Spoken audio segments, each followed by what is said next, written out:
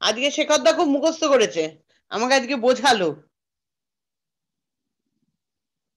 আচ্ছা, এখন আপনার এখানে ফ্লো চার্টে যেটা তিনটা, এটা হচ্ছে open employment, শেল্টার্ড employment, supported self employment.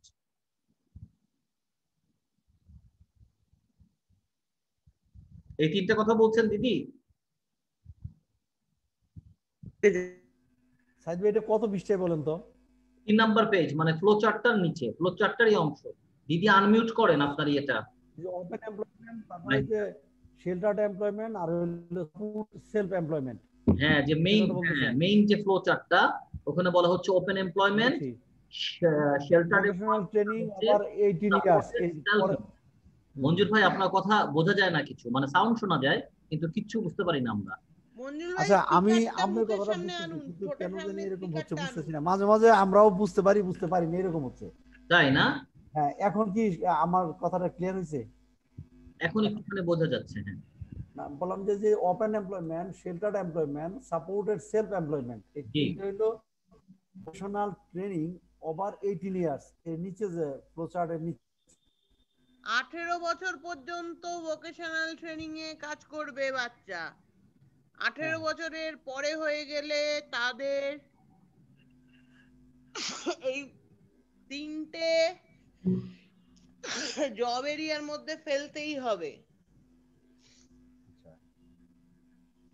এই তিনটে যে জব এরিয়া, এর মধ্যে বাচ্চাকে আনতে হবে।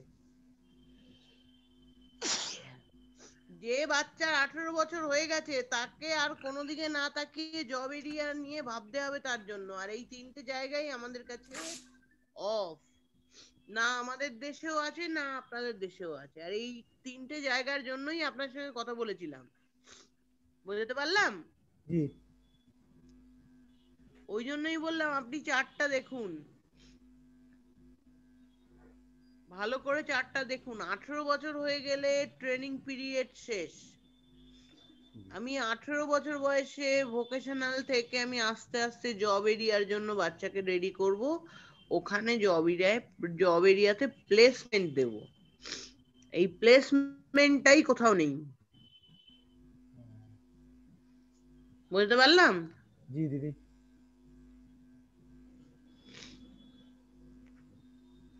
শুনতে পাচ্ছি না। না, আমি শুনতে পাচ্ছি, আপনি কি শুনতে পাচ্ছেন? আপনি স্পিকারটা একদম ঠোঁটের সামনে আনুন, এই মুখের সামনে না না, স্পিকারটা এটা ধরুন। আমি এখন কি শোনা যাচ্ছে? এখন হালকা শোনা যাচ্ছে, শোনা যাচ্ছে। এখন কি খুব শোনা যাচ্ছে? হালকা। শোনা যায়? খুব হালকা, বলুন শুনতে কি পাচ্ছেন? বলুন। না, আমি বললাম যে দেখেন, এই যে 18 বছরের উপর হলে ট্রেনিং, মানে সবগুলাই তো ভোকেশনাল ওরিয়েন্টেড ট্রেনিং হওয়া লাগবে, তাই না? ভোকেশনাল ওরিয়েন্টেড ট্রেনিং দিয়ে বাচ্চার যে এবিলিটি আছে সেই এবিলিটির কাজ, মানে কাজ শিখিয়ে ওই এবিলিটির কাজেই ওকে নিয়োগ করতে হবে, আর কিন্তু কোনো উপায় নেই, বুঝতে পারলাম? এইটা নিয়েই আপনার সঙ্গে এতদিন ধরে কথা বলছিলাম। আর এই চেকলিস্টের এই লাস্ট পয়েন্টটা, ভোকেশনাল পর্যন্ত শেখানোর ক্ষমতা আমার রয়েছে, সেই পর্যন্ত বাচ্চাকে তুলে নিয়ে যাওয়ার দায়িত্ব আমার আছে, এবিলিটিও আমার আছে। এর পরেরটা সম্পর্কে কোনো কনসেপ্ট আমার নেই। পরেরটা বলতে আপনি যে কোনটা বলেন তো? ট্রেনিং এর পরে যেটা ওপেন এমপ্লয়মেন্ট। আমি ওপেন এমপ্লয়মেন্ট আপনি পারবেন না। ওপেন এমপ্লয়মেন্ট কে দেবে? ওপেন এমপ্লয়মেন্ট বলতে যে কোনো চাকরির জায়গা রয়েছে সেখানে আমাদের বাচ্চাদের নিতে হবে। অ্যাটেন্ড করে যে চাকরি নেওয়া হয় সেটা? হ্যাঁ, যে কোনো জবের জন্য বাচ্চা অ্যাপ্লাই করবে এবং হ্যাঁ, মানে ওপেন তো আর না, শেল্টার্ড এমপ্লয়মেন্ট যেটা, সেটা হতে পারে। ওপেন এমপ্লয়মেন্ট আমার এনভায়রনমেন্ট, আমার সমাজ তৈরি করে দেবে। সমাজে যত কাজ আছে সব কাজেই আমাদের বাচ্চাদের নেবে। এই এমপ্লয়মেন্টটা গভর্নমেন্ট থেকে তৈরি করে, যেহেতু এই এমপ্লয়মেন্টটা আমাদের কোনো গভর্নমেন্টই তৈরি করে দেয়নি আমাদের, বিশেষ করে মেন্টালি ট্যালেন্টেড বাচ্চাদের জন্য। তো সুতরাং এই এমপ্লয়মেন্টটা আমরা পাচ্ছি না। সেকেন্ড এমপ্লয়মেন্ট বলছে শেল্টার এমপ্লয়মেন্ট। শেল্টার কোনো একটা এরিয়ার মধ্যে, যে এরিয়ায় বাচ্চারা থাকে সেই এরিয়ার মধ্যে কোনো এমপ্লয়মেন্ট তৈরি হবে, সেইখান থেকে সে বাচ্চা আর্ন করবে। আর পরের পয়েন্ট কি আছে? Supported employment. Self employment. Supported self employment মানে আমি আমার বাচ্চাকে একটা দোকান করে দিলাম, সে সেই দোকান চালালো, এটা হচ্ছে সাপোর্টেড সেলফ এমপ্লয়মেন্ট। এই দুটো আমি করাতে পারি, কারণ একটা শেল্টার এমপ্লয়মেন্ট আমরা একটা গ্রুপ অফ পার্সন যারা রয়েছি, যাদের বাচ্চাদের 18 বছর হয়ে গেছে, তাদের জন্য ভেবে একটা শেল্টার এমপ্লয়মেন্ট ডেভেলপ করা, এটা করতে পারি। আর না হলে নিজের বাচ্চাকে যেরকম পারি তার উপযুক্ত একটা কাজের জায়গা তৈরি করে দিতে পারি, যে কোনো একটা ব্যবসায় বসিয়ে দিলাম, সেটা আমি করতেই পারি। কিন্তু সেটা সবার পক্ষে তো সম্ভব হয় না। আমাদের টার্গেট হওয়া উচিত দিদি, সার্বিক বিবেচনায় আমাদের টার্গেট হওয়া উচিত হচ্ছে শেল্টার্ড এমপ্লয়মেন্ট। শেল্টার্ড এমপ্লয়মেন্ট না, আমিও সেটা মনে করি যে সর্বোচ্চ টার্গেট আমাদের শেল্টার্ড এমপ্লয়মেন্ট, আর না হলে যদি নিজেরা চেষ্টা করে যতটুকু পারা যায়। ওই জন্যই বলছি শেল্টার্ড এমপ্লয়মেন্ট নিয়ে ভাবতে হবে এবার। আমি একটু কথা বলি দিদি। আমি মনে করি কি, আপনি যদি কম্পেয়ার করেন তাহলে শেল্টার্ড আর সাপোর্টেড সেলফের মধ্যে শেল্টার্ড বেটার সব দিক দিয়ে। কারণ হচ্ছে মনে করেন যে বাবা করে দিল, যে বাবা ঠিক আছে একটা দোকান করলাম, বাবা তুমি আমার সাথে থাকো দোকানে, আমাকে হেল্প করো। বাবা যখন মারা যাবে তখন তাকে কি হেল্প করবে? ছেলেটাকে। একদম। শেল্টার্ড হলে যেটা হয় যে একটা কমিউনিটি তৈরি করে দিয়ে যাওয়া, একটা অফিস সিস্টেম তৈরি করে দেওয়া, যে এটা আমার অবর্তমানে বা আমাদের অবর্তমানেও এটা চলবে। এখন কেমন ভাবে চলবে সেই, যেটা অনেকেই বলে যে করলাম, কিন্তু করার পরে এর পরের জেনারেশন বা যাদেরকে আমি রেখে দিলাম এমপ্লয়, যারা এখানকার ইয়ে থাকলো, চাকরি করবে যারা, তারা টেক কেয়ার করলো না বাচ্চাগুলোকে, এটা তো হতেই পারে, তাই না? কিন্তু আপনার অ্যাটলিস্ট একটা এনভায়রনমেন্টও থাকবে। আমি মনে করি ওরকম একটা এনভায়রনমেন্ট দরকার। সেলফ সাপোর্টেড সেলফ এমপ্লয়মেন্ট যেটা হচ্ছে আপনার শেল্টার্ড এমপ্লয়মেন্ট, যার মধ্যে আমি মনে করি যে ইনশাআল্লাহ আমার বাচ্চাটা সেফ থাকবে, অন্যদের সুপারভিশনে থাকবে, একটা ওখানে কমিউনিটি থাকবে। সেটা হতে পারে মাত্র 20 জন মানুষ, সেটা হতে পারে, কিন্তু সেখানে একটা অফিস থাকবে, সেখানে একটা ম্যানেজমেন্ট থাকবে, এটা সবচেয়ে ভালো আমি মনে করি। এটা সব থেকে ভালো।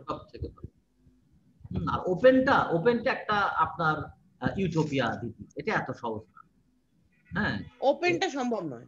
ওপেনটা আমাদের দেশে মনে করেন কিছু ইয়ে আছে, কোটা আছে, তো কোটাতেও তো আপনার পলিটিক্স হয়, কোটাতেও তো সরকারি অফিসার চিন্তা করে তার আত্মীয় স্বজন, কোটাতে আপনার শুধু এইচআই বাচ্চা চান্স আছে, ভিআই বা ওএইচ অর্থোপেডিক হ্যান্ডিক্যাপ বাচ্চাদের নিয়ে কাজ করে, কিন্তু আপনার কোটাতে এদের মেন্টালি চ্যালেঞ্জ, অটিজম নিয়ে ওরা কাজ করে না।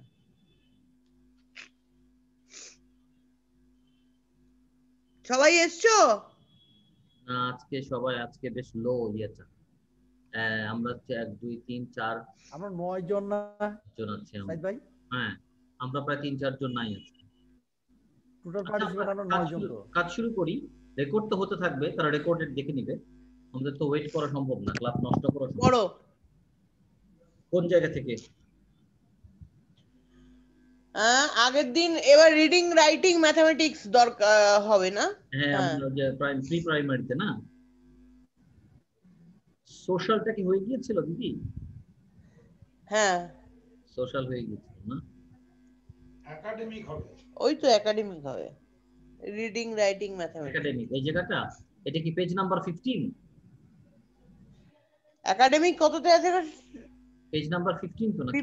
Pre primary 1 academic. Pre primary না, প্রি প্রাইমারি 1 না তো, প্রি প্রাইমারি একাডেমিকটা হবে। হ্যাঁ, এই প্রি প্রাইমারি ধারা করছো? প্রি প্রাইমারি তামান্না করছে না, প্রি প্রাইমারি হচ্ছে আপনার তামান্না আপাত। তামান্না করছে প্রি প্রাইমারি 1 মিনিট একাডেমি। সোশ্যালের পরে আপনার প্রি প্রাইমারি না? প্রি প্রাইমারির মধ্যে সোশ্যাল। ও প্রি প্রাইমারি মধ্যে। ধারার কাছে মনে হয় সবগুলো মনে হয় প্রিন্ট আউট বার করে গেছে। একাডেমিতে যাব না? একাডেমিতে যাব, পেজ নাম্বার তুমি কি 15। প্রত্যেকটা প্রিন্ট আউট বার করেছো? জি জি করেছি দিদি। দাঁড়া ম্যাম, পড়তে শুরু করো। প্রি প্রাইমারি একাডেমিক, পেজ 15 সম্ভবত, দেখেন। জি করো।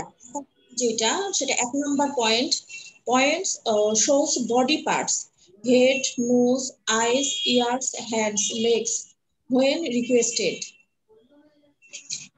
বলো, আহ, বাংলা বলো। মাথা, নাক, চোখ, কান, হাত, পা বললে দেখায় দিতে পারে আর কি, পয়েন্ট করে দেখায় দেওয়া, যেটা আর কি বডি পার্টস গুলো, যেগুলো মাথা, নাক, চোখ, কান, হাত, পা। কটা বডি পার্টস বলেছে, কিছু মেনশন করেছে? না, এরকম কোনো কিছু বলে নাই। ব্র্যাকেটের মধ্যে 6টা দেওয়া আছে, head, nose, eyes, ears, hands and legs. এগুলো বলতে পারে। তারপর না, পরের পয়েন্ট, ওই এগুলো দেখাতে পারে, মেনশন করতে পারে। হ্যাঁ। তারপরে 2 নাম্বার পয়েন্ট হচ্ছে names body parts when pointed to, মানে এগুলো বডি পার্টস এর বলতে পারে। প্রথমটা হচ্ছে তুমি বলবে ও দেখাবে, তাই তো? দ্বিতীয়টা হচ্ছে তুমি বডি পার্টসটা দেখাবে, ও বডি পার্টস এর নামটা বলবে। হাত দেখালে এটা হাত, ও হাত বলবে। মাথার হাত, এটা কি বললে ও এটা মাথা বলবে, এটা তো? জি জি। প্রথমটা হচ্ছে যদি বলা হয় যে হাতটা দেখাও, হাত কোনটা, তখন সে দেখাবে। আর দ্বিতীয়টা হচ্ছে যে আমি যদি ইঙ্গিত করে দিব, যে আমি আঙ্গুল দিয়ে দেখিয়ে দিব যে এটা কি, তখন সে বলবে হাত অথবা নাম বলবে। তার মানে দেখো, একটা একাডেমিক, একটা রিসেপটিভ, একটা এক্সপ্রেসিভ এর উপর কাজ হলো এটা।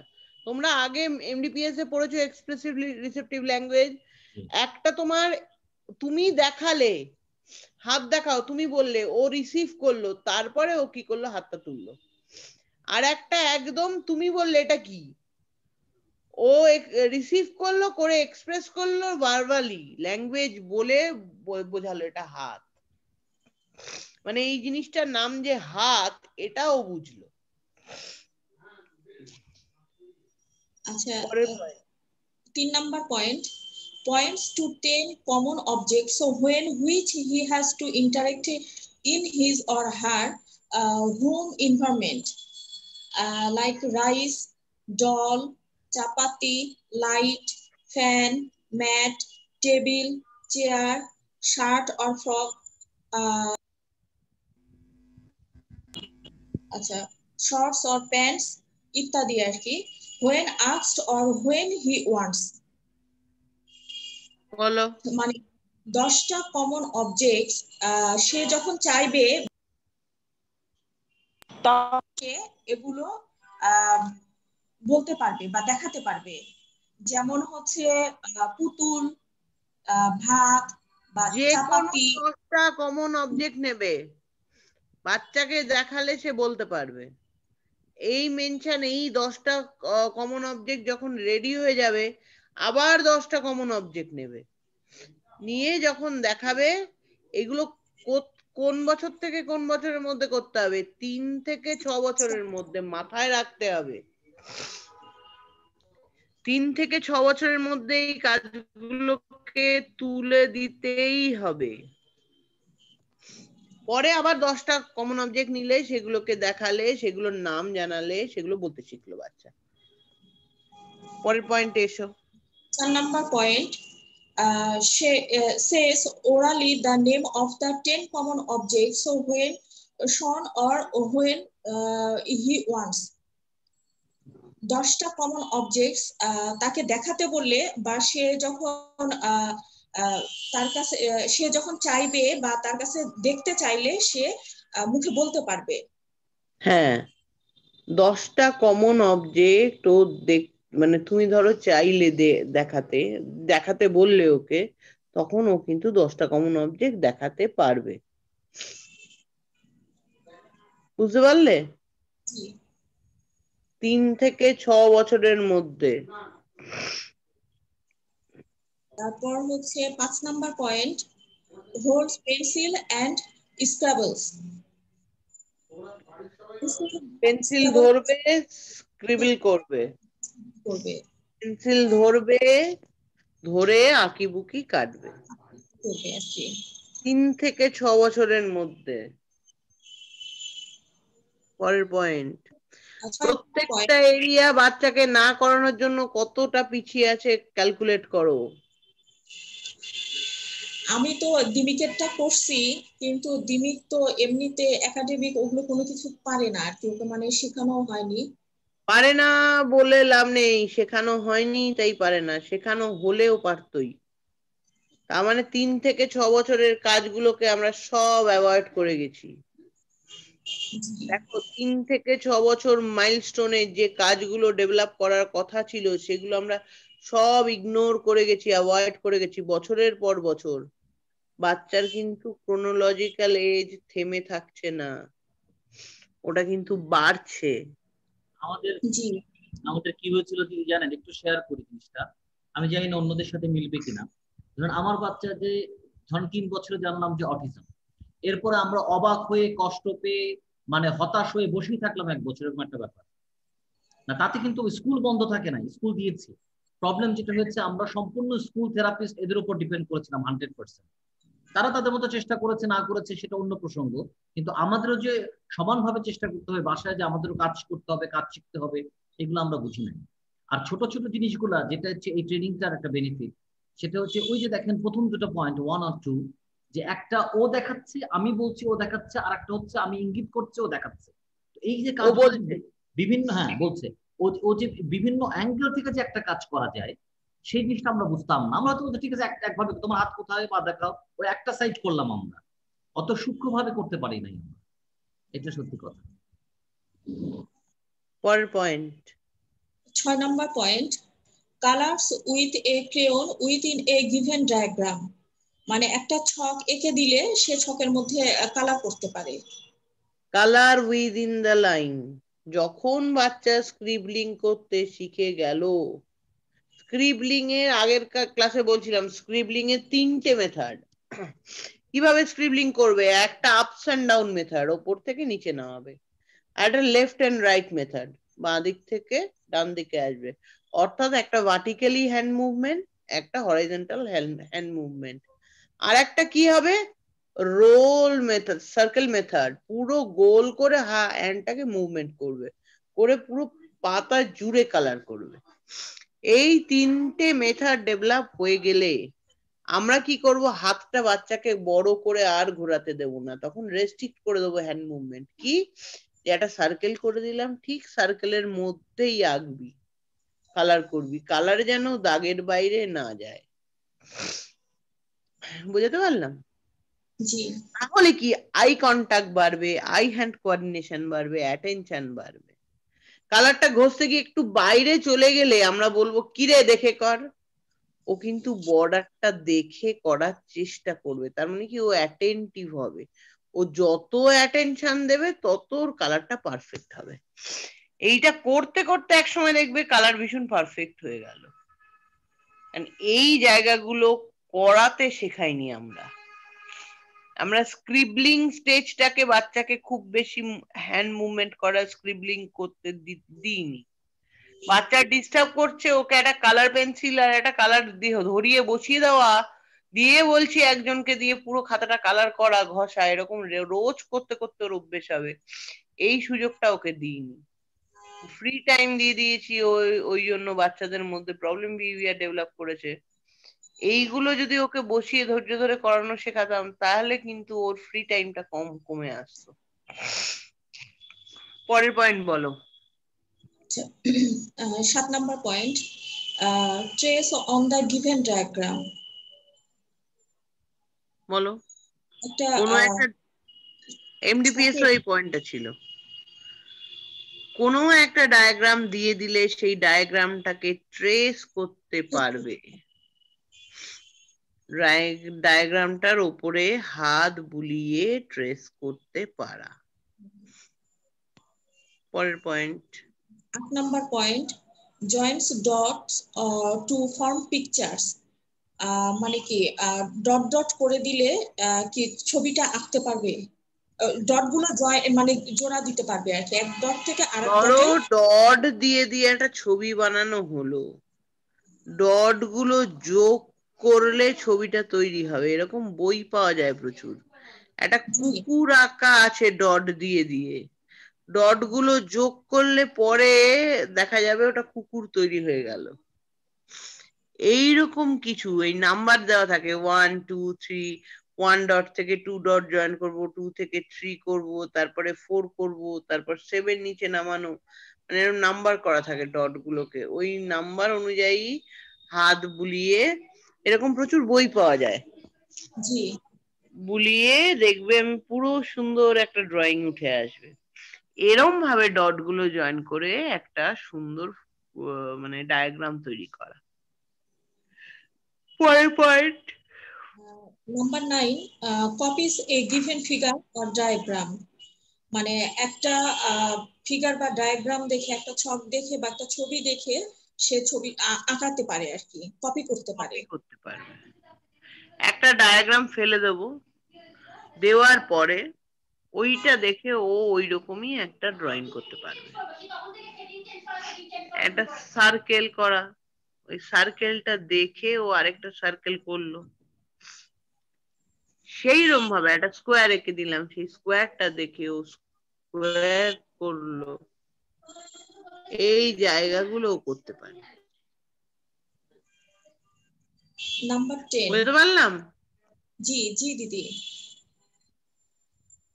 আচ্ছা, নাম্বার 10, গ্রুপস কমন কালার্স ব্র্যাকেটে red green blue yellow when given a group of colored objects.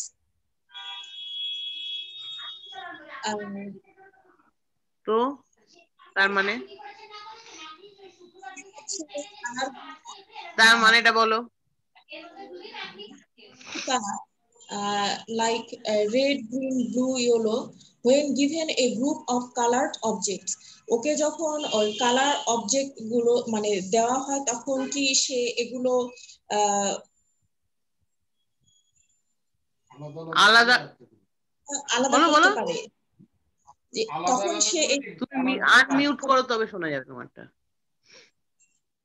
Colour গুলো কি আলাদা করতে পারবে? হ্যাঁ, যে কোনো কালার অবজেক্ট, ধরো লাল রঙের 4টে বল, নীল রঙের 4টে বল, সবুজ রঙের 4টে বল দিয়ে একটা জায়গায় ফেলে দিলে, এবার লাল বলগুলো দেখো, এই কালার অবজেক্ট, বলটা একটা অবজেক্ট, বলটার মধ্যে কালার করা আছে, সেইটাও দিতে পারে। ওখান থেকে ইকো হচ্ছে। হ্যাঁ, আর একটা কি করতে পারবে, ধরো সার্কেল, 4টে সার্কেল করে দিলে, 4টে ট্রায়াঙ্গেল করে দিলে, 4টে রেক্ট্যাঙ্গেল করে দিলে, ট্রায়াঙ্গেল গুলো ব্ল্যাক কালার, রেক্ট্যাঙ্গেল গুলো গ্রিন কালার, এরকম করে দিলে ওই কালার অবজেক্ট গ্রিন কালারের ট্রায়াঙ্গেল গুলো তুলে দাও, ও গ্রিন কালারের যা যা আছে তুলে দেবে। বা মিক্সও করে দিতে পারো, গ্রিন কালারের একটা বল, একটা পাখি, এই ধরনের সবকিছু খেলনা দিয়ে এবার গ্রিন কালার কি কি আছে সেগুলো তুলে দাও। এরম এই 3টে 4টে ফরমেশনে বাচ্চাকে কাজটা শেখানো হয়। বলো, এটা তোমাদের স্কুলে করাবে? আচ্ছা, করায় না স্কুলে এগুলো? হ্যাঁ করাই করাই দিদি। কিন্তু কতদিন করাবে? তোমার বাচ্চার বয়স কত? 7 বছর 11 মাস। তাহলে 7 বছর 11 মাসে এটা করাবে কি করাবে না? এইটা যেহেতু দিমিক পারে না পারলে তো এটা করাতে হবে। না, না পারলে এটা করানো যাবে না। 7 বছর 11 মাস, 3 বছর থেকে টাইম পেয়েছে, 7 বছরের মধ্যে পারেনি কেন? আমি তো করাইনি ওকে। এই হচ্ছে ব্যাপার। আমার দিমিকের যখন এই স্কিলটাকে রেডি করা হয়নি, যায়নি, আমাকে এই স্কিল নিয়ে ভাবা যাবে না। এবার 7 বছর থেকে যে স্কিল গুলো, যে এরিয়া দেখতে হবে, সেই এরিয়ায় ফেলে কি কি স্কিল, সেইগুলো তখন ডেভেলপ করতে হবে। 3 থেকে 6 বছরের মধ্যে এই সব স্কিল গুলোকে তুলে দিতে হবে 80%। বুঝতে পারলাম? জি জি দিদি। তোমার বাচ্চার বয়স 7 বছর, 7 বছর একাডেমির 1 নম্বর পড়ো। এখন কি পড়বো দিদি? প্রাইমারি 1 এর একাডেমিটা পড়ো। প্রাইমারি 1 এর একাডেমি বার করো।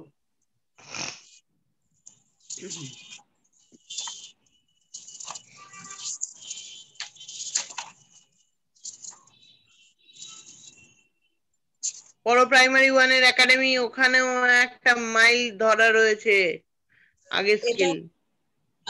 academic number 1 reads alphabet English or any other original language when shown a chart or book.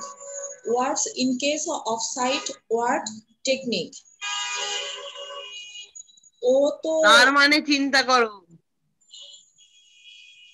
Academic কতটা পিছিয়ে বাচ্চা। শুধু আমরা অ্যাসেসমেন্ট চেকলিস্ট দিয়ে চেকলিস্ট চেক করিনি, ঠিক অ্যাপ্রোপ্রিয়েট কি কি গোল নেব সেইগুলো প্ল্যান করিনি, যার জন্য দেখো একটা বয়সে কতটা জাম্প করে গেল। একটা মাইলস্টোন মানে 6 বছরের পর 7 বছর থেকে মাইলস্টোনটা কতটা জাম্প করে যায়, খেয়াল করেছো? জি দিদি। তার মানে কি আমি যদি সারা জীবন একটা বাচ্চাকে 3 থেকে 6 বছরের মধ্যে যে কাজটা সেটা কি 18 বছর পর্যন্ত টানা করানো সম্ভব? করানো না। যাবে না, এটা তো সম্ভব। তাহলে বাচ্চা তো পিছিয়ে পড়ছে অবিরত। জি না করানোর ফল, টার্গেট না নিয়ে কাজ করার ফল। আমার কাছে 3 বছর সময় থাকে, 3 বছরের মধ্যে আমরা এই কাজগুলো না করানোর ফল। বুঝতে পারছো কোথায় ভুল শেখাচ্ছে বা শেখানো হচ্ছে বাচ্চাদের? জি বোঝা দিদি। যাচ্ছে কি? এখন তো বুঝতে পারছি, আগে তো বুঝিনি। তার মানে দেখো তোমার দিমিককে এখনো কিন্তু ওই কালার অবজেক্ট আলাদা করতে শেখাচ্ছে। এটা কিন্তু তোমার দিমিকের এজ অ্যাপ্রোপ্রিয়েট কাজ নয়। ওকে জবরদস্তি লোয়ার এবিলিটির কাজগুলোকে শিখিয়ে বসিয়ে রাখা হয়।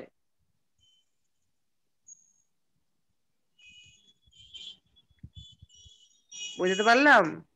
জি মোটর এরিয়া প্রচুর পারে, পার্সোনাল এরিয়ায় প্রচুর পারে বলে আমরা ওই এরিয়া নিয়েই কাজ করে করে এই একাডেমি এরিয়া নষ্ট করে ফেলি। পরের পয়েন্ট পড়ো, প্রি প্রাইমারি। এক মিনিট দিদি, এখন দেখলাম যে আমার আমার 9 বছরের বাচ্চা, এখন আমি চেক লিস্ট দেখে দেখলাম যে ও 3 বা 6 বছরের যে কাজ সেটাই তার করা হয় নাই। তখন আমরা কি করবো? সেটাকে আমরা ইগনোর করবো নাকি ওইটা করিয়ে নিয়ে তারপর 9 বছরের কাজে আসবো?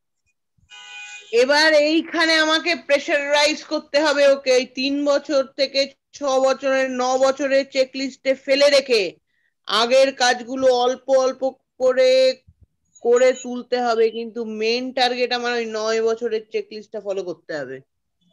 যার মানে ওর জন্য কাজ বেড়ে যাবে। 9 বছরটা করতে হবে, আবার আগের গুলাও করে নিয়ে আসতে হবে। একদম ঠিক আছে, করেন। একদম। টার্গেট ছাড়া কাজ করলে ব্রেসলেস কাজ হয়। আমি প্রচুর স্কুলে কাজ করাচ্ছি সারাদিন রাত, কিন্তু নেট ফল 0। ভালো করে চেকলিস্টটা দেখো, দেখলেই বুঝতে পারবে। তখন তোমার খারাপ লাগবে যে সত্যি তো এটা হলো কি করে।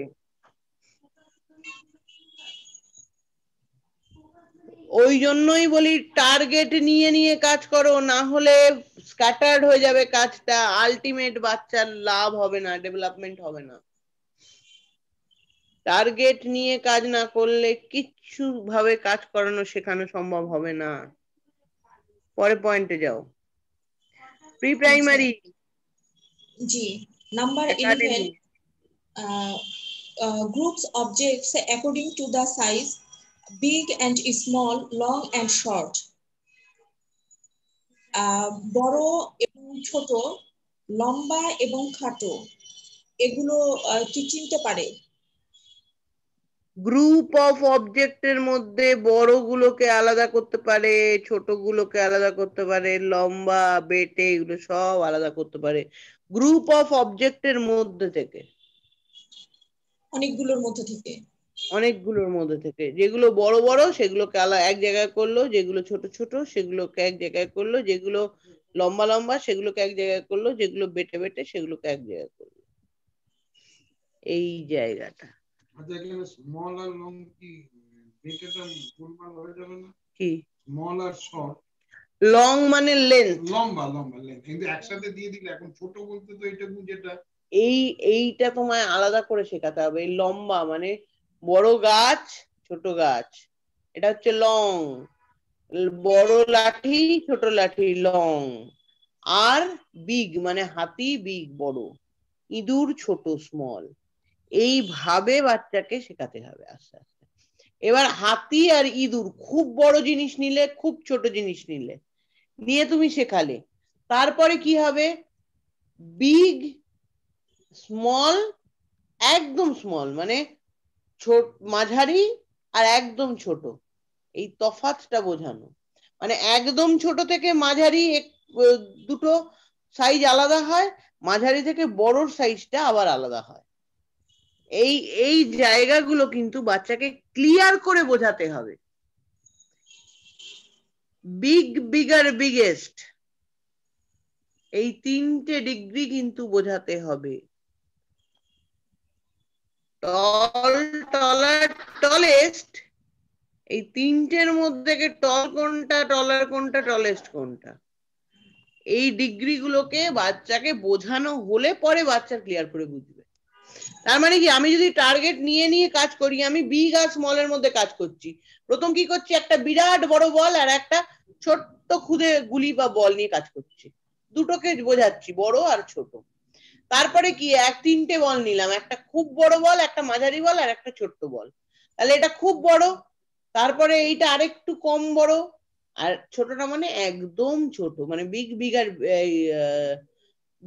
হ্যাঁ, একটা হচ্ছে বিগ, একটা হচ্ছে বিগার বড়, তার থেকেও বড়, আর একটা হচ্ছে স্মল, স্মলার, স্মলেস্ট, ছোট, আরেকটু ছোট আর একদম ছোট। এইরকম ভাবে আলাদা আলাদা করে আমাকে কাজগুলোকে শেখাতে হবে। তিনটে বড়র দিককার জিনিস নিয়ে শেখাতে হবে বিগ, বিগার, বিগেস্ট। তিনটে ছোটর দিককার জিনিস নিয়ে শেখাতে হবে স্মল, স্মলার, স্মলেস্ট। ঠিক সেরকম বিগের পরেই তিনটে বড় লম্বা লম্বা জিনিস নিয়ে শেখাতে হবে লং, লঙ্গার, লংগেস্ট। আর ছোট ছোট জিনিস নিয়ে শেখাতে হবে শর্ট, লং এর অপোজিট। এইগুলো অপোজিট ওয়ার্ডের কনসেপ্টটাও ক্লিয়ার হবে, মানে ক্যালকুলেশন এরিয়াও ক্লিয়ার হবে, ভিজুয়াল পারসেপশনটাও এরিয়াও ক্লিয়ার হবে। এটা আমি আবার চ্যানেলাইজ করবো অ্যাসেন্ডিং ওয়ার্ড, ডিসেন্ডিং ওয়ার্ডে, মানে ডিসেন্ডিং নাম্বার, অ্যাসেন্ডিং নাম্বারে ওটা পরে কনভার্ট করা যাবে। এই জায়গাগুলো যদি আমি প্রথম থেকে ক্লিয়ার না করি, আমি কোনোদিন অ্যাসেন্ডিং আর ডিসেন্ডিং এ যেতে পারবো না। পরের পয়েন্টে এসো। আচ্ছা, 12 নম্বর point, gives objects or pictures of common colors when asked।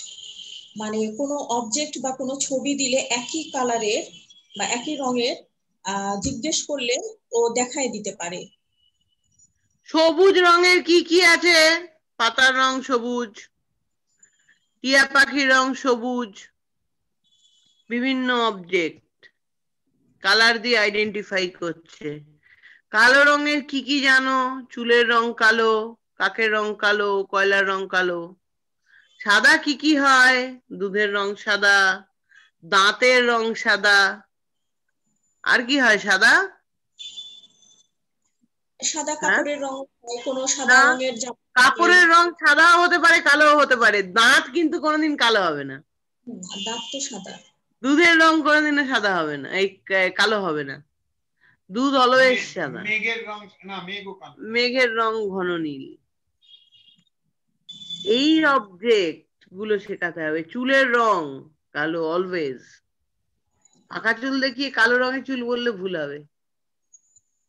বাচ্চাকে চুলের রং কালো, কাকের রং কালো, কয়লার রং কালো, এরকম ভাবে শেখাতে হবে জায়গায়। এই হচ্ছে ব্যাপার। সবুজ শিম, বিনস, গ্রিন ভেজিটেবল যা যা আছে, বরবটি, এগুলো সব রং সবুজ। পটল রং সবুজ। পার্মানেন্ট কালার, তুমি যদি কাপড় বলো, কাপড় তুমি হয়তো যে কাপড়টা পরেছো সেটা সাদা রং, আমি যে কাপড়টা পরেছি সেটা কালো রং।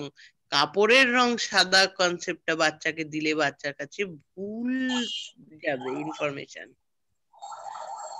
কাপড়ের বিভিন্ন রং হয়, বুঝতে পারলাম? বলো। Number 13, names common colors red, green, blue, yellow. মানে লাল, সবুজ, নীল, হলুদ এই রংগুলোর নাম বলতে পারে। লাল, নীল, সবুজ, হলুদ চারটে প্রাথমিক কালারের নাম বলতে পারে।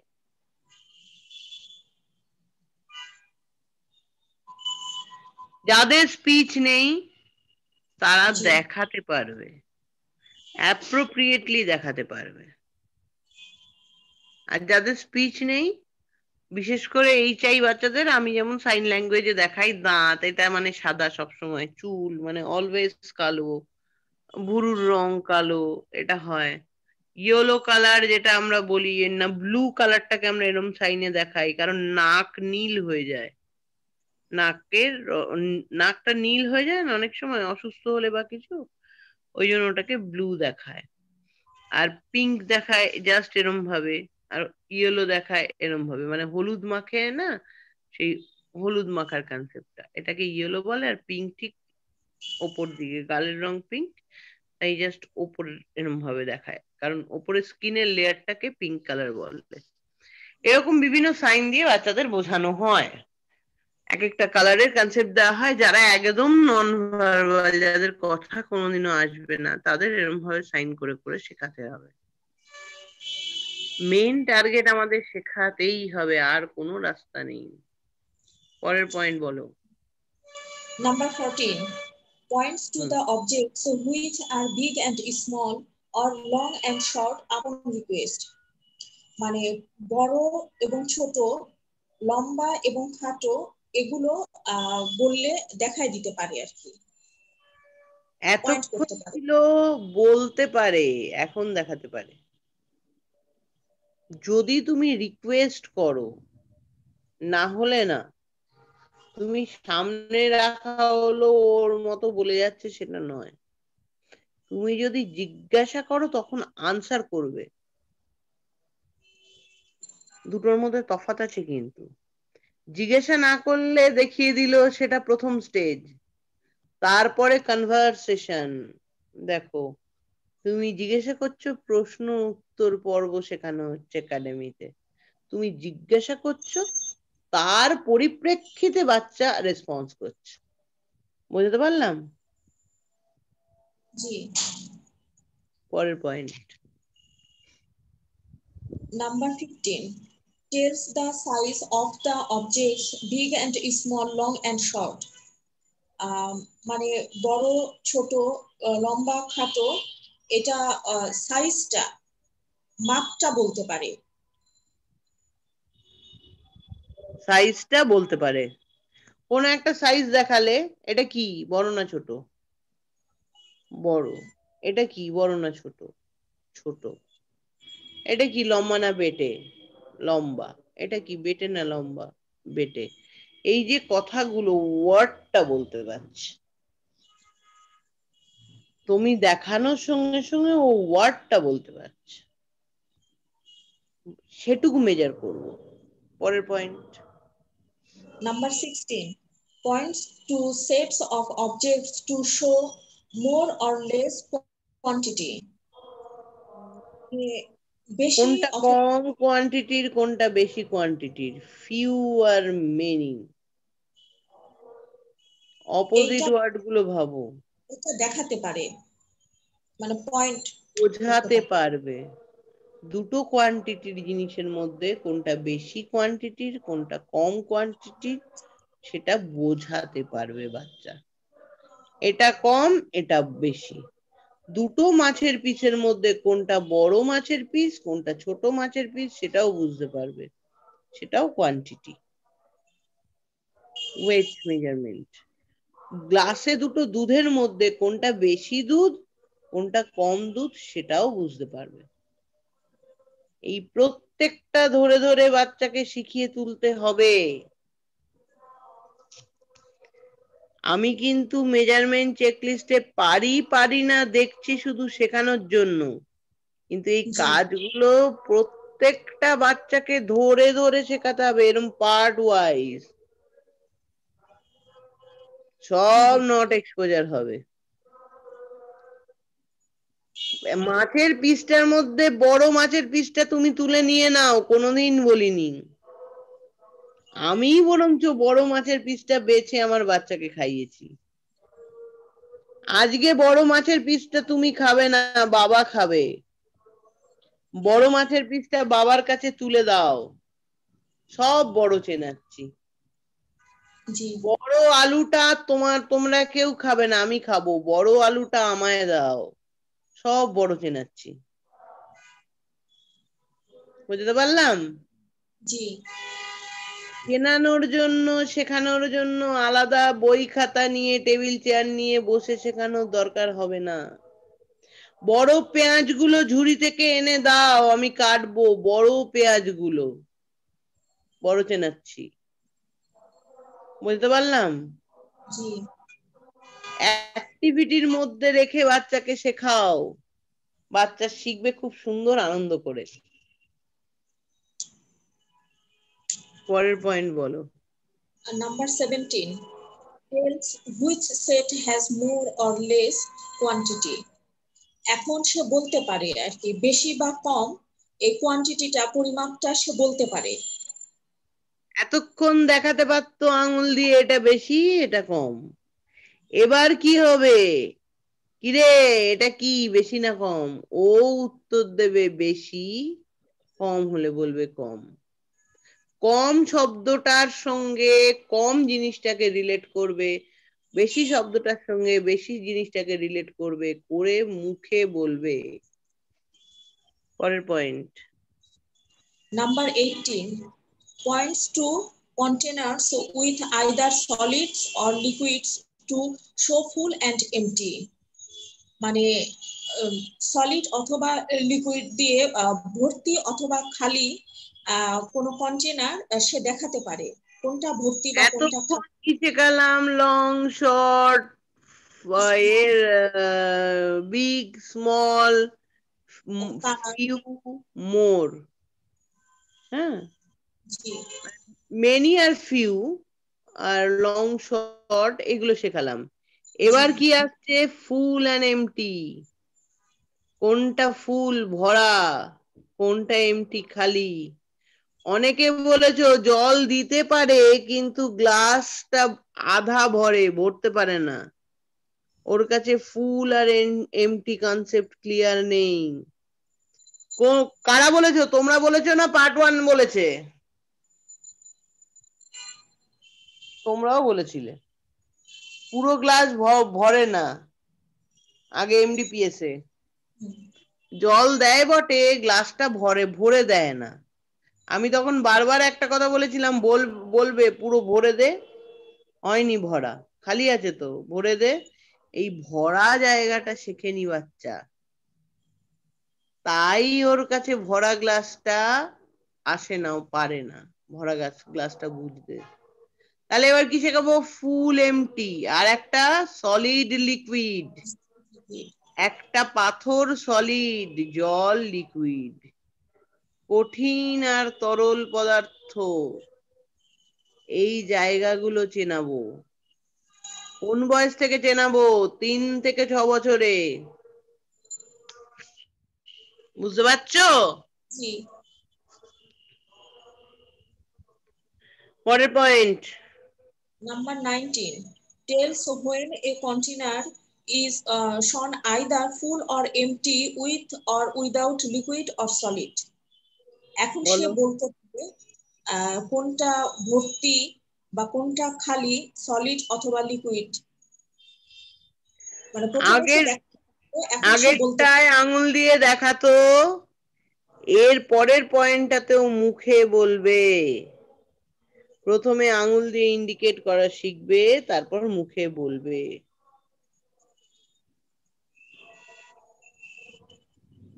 বুঝতে পারলাম? জি। পরের point number 20, road counts up to 5। 5 পর্যন্ত সে গুনতে পারে। 5 পর্যন্ত কাউন্ট করতে পারে। কাউন্ট এন্ড রাইট, আগে রাইট দেব না, সরি, কাউন্ট। কাউন্ট গুনবে আর বলবে। 5 পর্যন্ত 5টা জিনিস গুনতে পারবে। পরের পয়েন্ট, বাবু 5টা আলু গুনে নিয়ে আয় তো, 2টো আলু গুনে নিয়ে আয় তো, একটা চকলেট নাও তো, 3টে চকলেট আব্বুকে দাও তো, 2টো চকলেট আম্মুকে দাও তো। কেউ করায়নি। 2টো রসুনের কোয়া ছাড়াও। কাউন্টিং। একটা জামা একটা আলমারি থেকে বার করো। কাউন্টিং। লাল রঙের প্যান্ট একটা আলমারি থেকে বার করো। ডাবল ইনস্ট্রাকশন দিচ্ছি। কি একটা কালার কনসেপ্টের একটা ইনস্ট্রাকশন দিচ্ছি, সেকেন্ড ইনস্ট্রাকশনটা প্যান্ট মেটেরিয়াল কনসেপ্ট। দুটো কি করবে ও? 3 নম্বর বার করব। তার মানে ট্রিপল ইনস্ট্রাকশন হলো এখানে। এরম ভাবে ভাবতে হবে। চেকলিস্ট আমাদের এরম ভাবে ভাবতে শেখায়। দিদি পরের পয়েন্ট এক মিনিট, বলো। তাহলে তাহলে জিনিসটা কি দাঁড়াচ্ছে যে আমার বাচ্চার সাথে আমি সারা দিনে, আমি না শুধু, ধরেন একটা পরিবারের বাবা মা বা যে কয়জন থাকে, 3জন 4জন টোটাল আছে মনে করেন, তাহলে তাদের একটা মাইন্ডসেট থাকতে হবে যে এই বিষয়গুলো মাথায় নিয়েই বাচ্চাটার সাথে কথা বলতে হবে।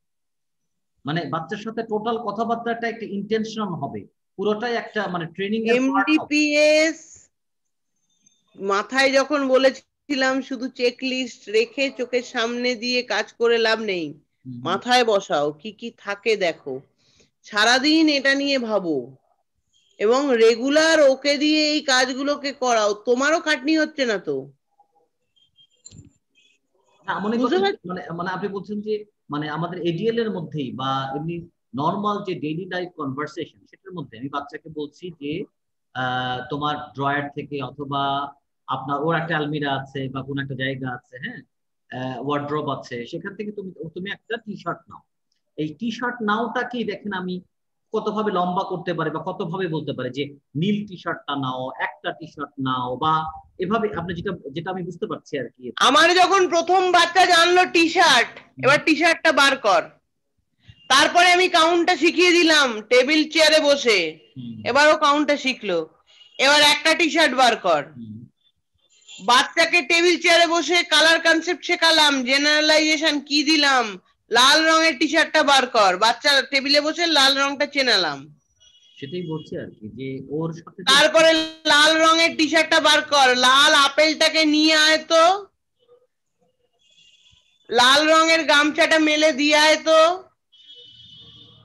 আমার ওই জন্যই তো বলেছি যে পয়েন্ট আউট করো, গোল শীট তৈরি করো, কি কি গোল নেবে লেখো, কি শেখাবে, আর থ্রু আউট দ্য ডে ওই কনভারসেশনের মধ্যে ওই কাজগুলো পয়েন্ট করে করে লেখো। টাস্ক অ্যানালিসিস, এই কাজগুলো ঢোকাতে হবে। কেন শেখালাম? আজকে লাগবে বলে আগের ক্লাসে শিখিয়েছি।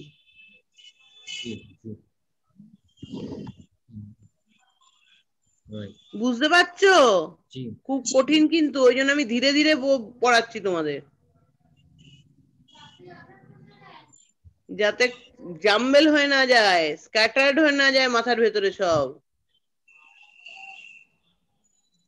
পরের point 21, counts and gives objects up to 5 when not asked sequentially. বলো। 5 পর্যন্ত কাউন্টস এন্ড গিভস মানে সে গুনতে পারে 5 পর্যন্ত যে কোনো অবজেক্ট, মানে কোনো কিছু দিলে সে গুনতে পারে।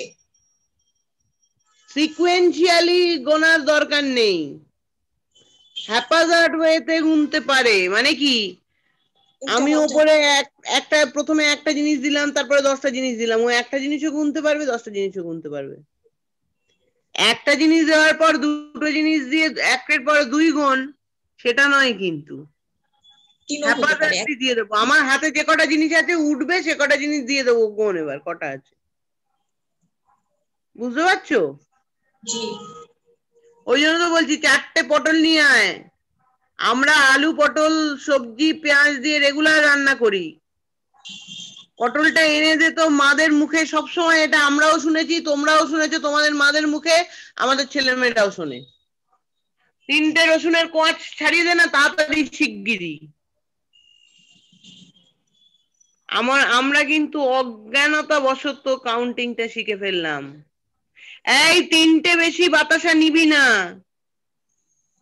ভালো কাজ করো 2টো বাতাসা দেবো। আমি বাতাসা খেতে ভালোবাসতাম, আমাকে এই লোভ দেখিয়ে কাজ করানো হতো, তাই জন্য বললাম 2টো নকুল, যারা মিষ্টি খেতে ভালোবাসে 2টো নকুল দানা নিয়ে আসো, 2টো ক্যাডবেরি নিয়ে আসো, কাউন্টিং আসছে সব। যে যখন বাচ্চা কাউন্টিং পর্যায়ে আসবে, ও কাউন্টিংটা বুঝে গেলেই ওকে জেনারেলাইজেশনের জন্য দিয়ে দিতে হবে এনভায়রনমেন্ট থেকে ও কাউন্টটাকে। তখন এইটাকে বলছি ড্রিলিং।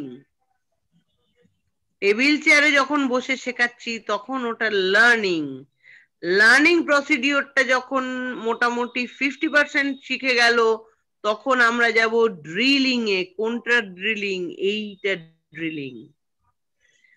বাজার থেকে এসে বাজারের ব্যাগটা রেখে দেওয়া, পেঁয়াজগুলোকে আলাদা কর, কটা পেঁয়াজ আছে গুণ, ওই গুনতে গুনতে আলাদা করা, সর্টিং করছে এনভায়রনমেন্টে রেখে। সর্টিংটা আমি শেখালাম টেবিল চেয়ারে, যে সবুজ রঙের জিনিসগুলো আলাদা করো, লাল রঙের জিনিসগুলো আলাদা করো। পড়ে এলাম তো 1 নম্বর 2 নম্বর 3 নম্বর 4 নম্বর পয়েন্টে এইগুলোই। ট্রায়াঙ্গেল শেপ গুলো আলাদা করো, এইগুলোকে সার্কেল শেপ গুলোকে আলাদা করো। ঠিক এইটাই আমি বাজার ভাগ করার মধ্যে দিয়ে দিলাম জেনারেলাইজেশনে। বাজারের ব্যাগটা এনে ফেলে দিলাম, ঝুড়িগুলো নাও জায়গা থেকে, এক একটা ঝুড়িতে এক একটা সবজি রাখো, পরে আমি ফ্রিজে তুলে দেবো। তারপরেই ওখানে বসে বাচ্চাকে বলছি আমি আমার মতো রান্না করছি, কটা আলু আছে কটা পটল আছে জোরে জোরে গুনতো। বাচ্চার কি হলো, কাউন্টিংটাও হলো, ড্রিলিংটাও শিখলো, ও নিজেকে বিজি করে রাখলো। আমরা সব স্পেশাল এডুকেটররা একটা কথা বলি, বাচ্চাকে বিজি করে রাখবেন। পেরেন্টরা ভাবে সবসময় টেবিল চেয়ারে বসে বাচ্চাকে আটকে রেখে বিজি, না, এটা হচ্ছে বাচ্চাকে এনভায়রনমেন্টে বিজি করে ফেলা, ঘরের মধ্যে বিজি করে ফেলা। আমি রসুনের মুখটা একটু কেটে দিলে যদি বলি, বা পেঁয়াজের মুখটা একটু কেটে দিলে বলি দে তো বাবা পেঁয়াজটাকে একটু ছাড়িয়ে দে, ফাইন মোটর অ্যাক্টিভিটি। ডিমগুলোকে সেদ্ধ করে দিলাম, এবার কি বললাম যে ডিমগুলোকে একটু ছাড়িয়ে দিতে বেটা, ফাইন মোটর অ্যাক্টিভিটি। কটা ডিম ছাড়াবো? 2টো ডিম ছাড়িয়ে যেত, 2টো ডিম, কাউন্টিং। ডিমটা কি কালার? ডিমের কালারটা কি? হোয়াইট। ডিমের শেপটা কি? ওভাল। কনভারসেশন চালিয়ে যাচ্ছি বাচ্চার সঙ্গে, তাহলে কি হলো, বাচ্চা পুরো অল ওভার কনসেপ্টটা হলো। এবার ডিমটা প্লেটে করে বাবাকে দিয়ে আসো, মাকে দিয়ে আসো, ডিমটার উপর একটু নুন ছড়িয়ে দাও, দিয়ে আসো। কি শিখলাম? এডিএল। কি এডিএল শিখলাম? সার্ভিং। তাহলে কি, বাচ্চাকে ইনভলভ করে রাখা হলো, বাচ্চা কাজও শিখলো। তারপরে বললাম তোমার এবার কাজ শেষ, যাও তুমি ঘরে যাও, তুমি এবার নিজের মতো 5 মিনিট খেলে চলে আসবে। তার মানে কি, এই কাজ করতে যা স্ট্রেস হলো, আমি ওকে রিল্যাক্স করতে দিলাম, ওর ঘরে চলে গেল, ও লাফাক হ্যান্ড ফ্ল্যাপিং করুক যাই করুক, 2-4 মিনিট করে আওয়াজ দিলাম কি রে তোর হয়েছে শিগগিরই আয়, ও রিল্যাক্স হয়ে গেল, তারপর আবার চলে এলো। এই জন্যই রুটিনটা। এবার কি মনে হলো, ওকে সারাদিন এত এত কাজ করিয়েছি, যা বেটা একটু টিভি দেখে নে। মোবাইল খেলতে ভালোবাসে, যাও একটু মোবাইলটা খেলে নাও। তার মানে কি, আমি যদি রুটিন না করি আমি তো বুঝতে পারবো না কোন সময়টা ওকে গেমের জন্য অ্যালট করেছি, কোন সময়টা ইনডোর গেম, কোন সময়টা আউটডোর গেম, কোন সময়টা ওর রিক্রিয়েশন এরিয়া, এরম ভাবে অ্যালট করেছি। তোমরা এগুলো সব রুটিন শিখেছো, অ্যালটমেন্টটা তোমরা জানো, শিখিয়ে দিয়েছি আগের স্টেজে। এবার এইগুলো সব ইমপ্লিমেন্ট করার সময় এসছে। পরের পয়েন্ট পড়ো। আমার কাছে দিদি একটা জিনিস মনে হয় কি, যে জিনিসটা বারবার করে বলে আসছি প্রথম থেকে, আপনি যে কাজগুলো করছেন, আমি বাংলাদেশে দেখেছি যেটা, সব স্কুলে না বা সব জায়গাতে না, আমি তো আর সব জায়গায় যাওয়া হয়নি, 2-3 জায়গা দেখেছি। অবশ্যই জেনারেলাইজ করা যাবে না, অনেক জায়গাতে অনেক ভালো কাজ হচ্ছে। আর কোনো কোনো জায়গায় কথা হচ্ছে যে আমি সব স্কুলকে গালিগালাজ করি নাকি, আমি নাকি স্কুলের বিরুদ্ধে, এই ধরনের কথাবার্তা, এগুলো ঠিক না। আমি তো আর সব জায়গাতে আমি যাই নাই। আমি যেগুলো জায়গা দেখেছি, 3টি স্কুল আমি দেখেছি, আপনি যে কাজগুলো করছেন এগুলো মেইনলি এই জায়গাগুলোতে সিমুলেটেড ওয়েতে করা হয়, মানে আর্টিফিশিয়াল জিনিসগুলো দিয়ে, যেটা আমরা এর আগেও বলেছি যে মানে ডো ইউজ করা হচ্ছে কিন্তু আটা ইউজ করা হচ্ছে না বাসায়। এবং এটা যে বাসায় করা যায় সেটা যে প্যারেন্টসদেরকে জানানো হয় না। তারা হয়তো বলতে পারে প্যারেন্টসরা জানবে না কেন, এটা খুব নর্মাল ব্যাপার। প্যারেন্টসরা জানবে কিভাবে? এরকম বাচ্চা তো হয়তো তার আগে ছিল না, তার তো অভিজ্ঞতা নাই। তো ওখানে সিমুলেটেড ওয়েতে হচ্ছে, ঠিক আছে, স্কুল একটা মাত্র 3-4 ঘন্টা একটা বাচ্চা থাকে, ওটা তো আর 24 ঘন্টা থাকে না, সম্ভব না অনেক কিছু করা। তারা যদি এভাবে বলে দেয় স্কুলগুলোতে, যে যেখানে বলা হয় না, তারা যদি বলে দেয় যে এটা আমরা এভাবে করছি, এটাই কিন্তু আপনারা বাসায় এইভাবে করতে পারেন। স্কুলে ডোটা দেওয়া হয়, আটাটা স্কুলে মাখানো হয় না। একটা উদাহরণ তার কারণ বলছি, আমি একটা উদাহরণ বলেছি যে আপনারা না, সেটারও কারণ আছে, সেটারও কারণ আছে। কারণটা আমি ক্লিয়ার করে দিই। ধরো আমার ক্লাসে 5টা বাচ্চা, আটাটা আমি দিলাম, 5টা বাচ্চা মাখলো, তারপর ওই আটাটা কি হবে? মিস ইউজ, ফেলে দেওয়া হলো। বাড়িতে কিন্তু এই জিনিসটা হবে না। বাড়িতে আমি ডো ইউজ করাবো না, আমি আটাটা মাখাবো, তারপরে ওকে বেলা শেখাবো এবং ওর রুটিটা ওকে দিয়ে ওকে ভেজে দেবো, ওটাই ও খাবে। না না, সেটা ও বলি, ইন্টারেস্ট পেলো। আমি বলেছি কি দিদি, মনে করেন এটা ইনস্টিটিউটে সম্ভব হয় না, কিন্তু ইনস্টিটিউটে আমার ডো ইউজ করাতে হবে। সেটা ঠিক তাই আছে। জন্য আমরা কি করি? তাই জন্য আমরা ক্লে ডোটা ইউজ করি। আমি বলছি কি, যে মনে করেন প্লাস্টিকের ইয়েগুলো দিয়ে আপনার টিউব এগুলো শেখানো হচ্ছে, ওটার সাথে যদি একটু যোগ করে দেওয়া যেত কখনো কখনো, যে দেখেন আমরা এটা করছি, আপনারা কিন্তু বাসায় খুব সহজেই বাস্তব অনেক অবজেক্ট দিয়ে আপনি শেখাতে পারেন। দেখো এটার শেপ কি, এটা রাউন্ড নাকি এটা আপনার কি বলে রেক্টেঙ্গুলার বা এসে, সেটা অধিকাংশ জায়গায় কি হয় না, এই সামান্য একটা কমিউনিকেশন গ্যাপের কারণে বাচ্চাটা কিন্তু বাসায় ঘন্টার পর ঘন্টা কিছু কাজ করে না, বসে থাকে। বাবা মা চিন্তা করে ওকে স্কুলে দিব, থেরাপিতে দিব, ব্যাস আমার কাজ শেষ। অথচ অনেক সময় বাচ্চার মনে করেন যে বাচ্চা বাবা মা কাজ করে, তারপরেও কিন্তু পারে যদি তারা জানতো, হয়তো কাজের মেয়েটাকে দিয়ে করালো, কাজের ছেলেটাকে দিয়ে করালো কিছুটা কাজ।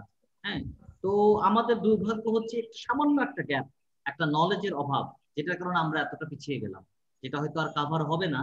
কিন্তু আমরা যখন জানলাম তখন হয়তো অনেক দেরি হয়ে গেছে। হ্যাঁ, কিন্তু এটা যদি আগে জানতে পারতাম তাহলে অনেক সহজ হতো। আমাদেরও অসুবিধা হয় ভাই, অসুবিধা হয় যখন একটা বাচ্চাকে বলি ঘর ঝাড় দাও, ক্লাসরুমটা ঝাড় দাও, বোতল ভর্তি করে টিচারদের টেবিলে টেবিলে দিয়ে এসো। পেরেন্টরা অনেক সময় প্রশ্ন করেন, স্কুলে পাঠাচ্ছি ঘর ঝাড় দেওয়ার জন্য? সত্যি কথা। স্কুলে পাঠাচ্ছি জল ভরে টিচারদের টেবিলে দেওয়ার জন্য? নিজের টেবিলটা ডাস্টার দিয়ে মুছে পরিষ্কার করো। এই রেসপন্সিবিলিটি গুলো কিন্তু আমরা বাচ্চাদের দিয়ে করালে প্রশ্ন আসে। এই প্রশ্নগুলো যদিও আমি একদম তুড়ি মেরে উড়িয়ে দিই, আমার কাছে আপনি অনেক দূরে চলে যাচ্ছেন। আমি একেবারে খোলাখুলি বলছি, মাইন্ডসেটের কথা বলছি। আমি আমার ওয়াইফকেই যদি বলি যে সারানকে দিয়ে কাজগুলো করাও, ওরই চেহারা যেটা কেমন যেন হয়ে যায়, মানে বাচ্চা এই কাজগুলো করবে, ঘরের কাজ করবে, মানে জিনিসটা ধরতে পারছে না যে এটা ওর ভালোর জন্য। ও তো মা, মানে দুর্বল তো বাচ্চার প্রতি। এই জায়গাটা আমি সব সময় বলে দিই পেরেন্টদের, যে করাচ্ছি কেন, আপনি হয়তো পয়সা দিয়ে কাজের লোক রাখতে পারবেন, ওই যে স্ক্রুইং আনস্ক্রুইং টেকনিকটা শেখানোর জন্য ওকে আলাদা করে ওটিতে পাঠাতে হবে না। যদি ও রোজ বোতল ভর্তি করে। হ্যান্ড ব্যালেন্স, বোতলটাকে ব্যালেন্স করে ধরে রাখতে হয়, তাতে মাসেল গুলো স্টিফ হয়, স্ট্রং হয়। এই বোতল ভর্তি করার লোক আপনি পয়সা দিয়ে রাখতে পারেন, কিন্তু এই মাসেল স্টিফ করার যে খুব সহজ উপায় রয়েছে, সেইখান থেকে আপনি আপনার বাচ্চাকে বঞ্চিত করছেন। অনেক মায়ের পক্ষে এটা মানা কঠিন, বাবারা হয়তো একটু পারে, কিন্তু আমি জানি অনেক মানতেই হবে। মহাভারত আমাদের শিখিয়েছে গান্ধারী চোখের ওপর পট্টি বেঁধেছিল, তাই দুর্যোধন তৈরি হয়েছে। মা হয়ে যদি চোখের ওপর পট্টি বাঁধো তাহলে দুর্যোধন তৈরি হবে। আর মা হয়ে যদি বন বাজারে ছেলে মেয়েকে ঘুরে বেড়াতে শেখাও, তুষের ওপর শুতে শেখাও, তাহলে যুধিষ্ঠির তৈরি হবে। মহাভারত শিখিয়েছিল আমাদের।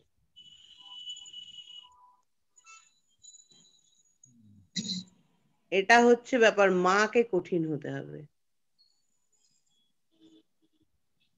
জ্বর হলে ধুম জ্বর, মা সারা রাত জাগবে পাশে, ওষুধ খাওয়াবে, জলপটি দেবে, সব করবে, কিন্তু রোজ সকালে ঘুম থেকে উঠে ঘরটা ঝাড় দেওয়ানোর জন্য বাচ্চার হাতেই ঝাঁটা তুলে দিতে হবে।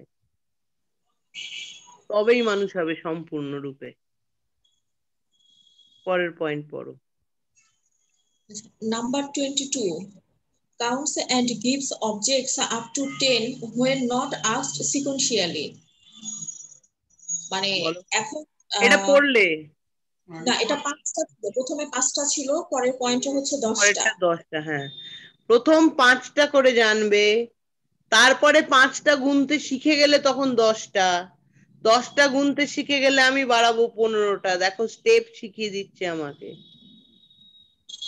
একবারেই আজকে 5টা দিয়েই কালকে আমি 15টা দেব না, প্রথম 5টা করে অ্যাড করতে করতে যাও, বাচ্চা কাউন্টিং শিখে যাবে। পরের পয়েন্ট। 23.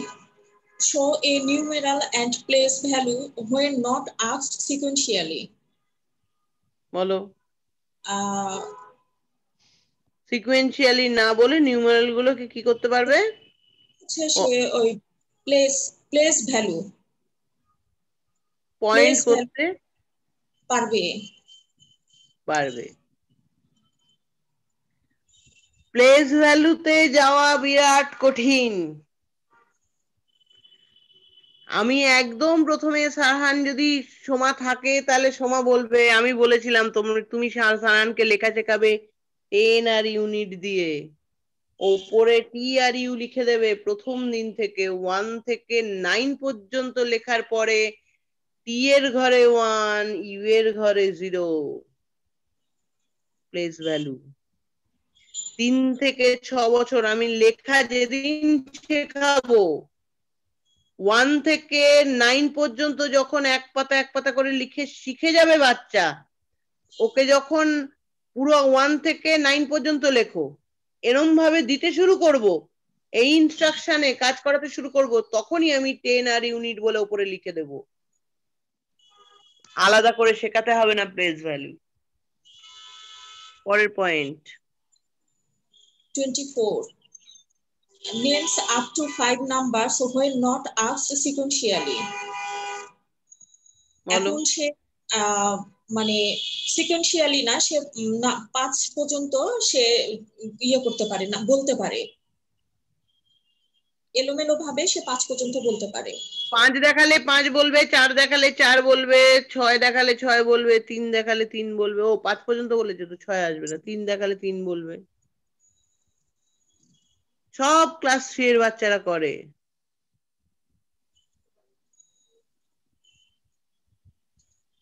ক্লাস 3 না তো 1, 6 বছরের 1, হ্যাঁ 1 এর বাচ্চারা করে। পরের point. 25. Writes numerals up to 5 in a sequence. মানে সিকোয়েন্স অনুযায়ী, মানে সিরিয়াল অনুযায়ী 5 পর্যন্ত সে লিখতে পারে। এতক্ষণ পড়া হচ্ছিল, বলা হচ্ছিল, এখন লেখা। তার মানে ততদিনে আমার বাচ্চার রাইটিং ডেভেলপ করে দিতে হবে যতক্ষণ আমি রিডিং এ থাকবো, তারপরে আমার লেখা। দেখো এখানে খুব সুন্দর একটা ব্যাপার আছে, একাডেমি রিডিং রাইটিং সব একসাথে দিয়েছে ফাংশনাল অ্যাসেসমেন্টে, কিন্তু আমার এমডিপিএস এ কিন্তু একাডেমি রাইটিং রিডিং ম্যাথামেটিক্স সব আলাদা করে দেওয়া আছে। ফাংশনাল অ্যাসেসমেন্ট চেকলিস্ট একাডেমিটাকে ভাগ না করে ওখানে দেখো নিচে পয়েন্ট করে দিয়েছে, ফাঁকা ফাঁকা নাম্বার বসানো রয়েছে। তোমরা শাহিদ ভাই আগের দিন প্রশ্ন করেছিল, এটা শেখরদা প্রশ্ন করেছিল যে ওখানে নাম্বার গুলো কিসের জন্য লেখা আছে।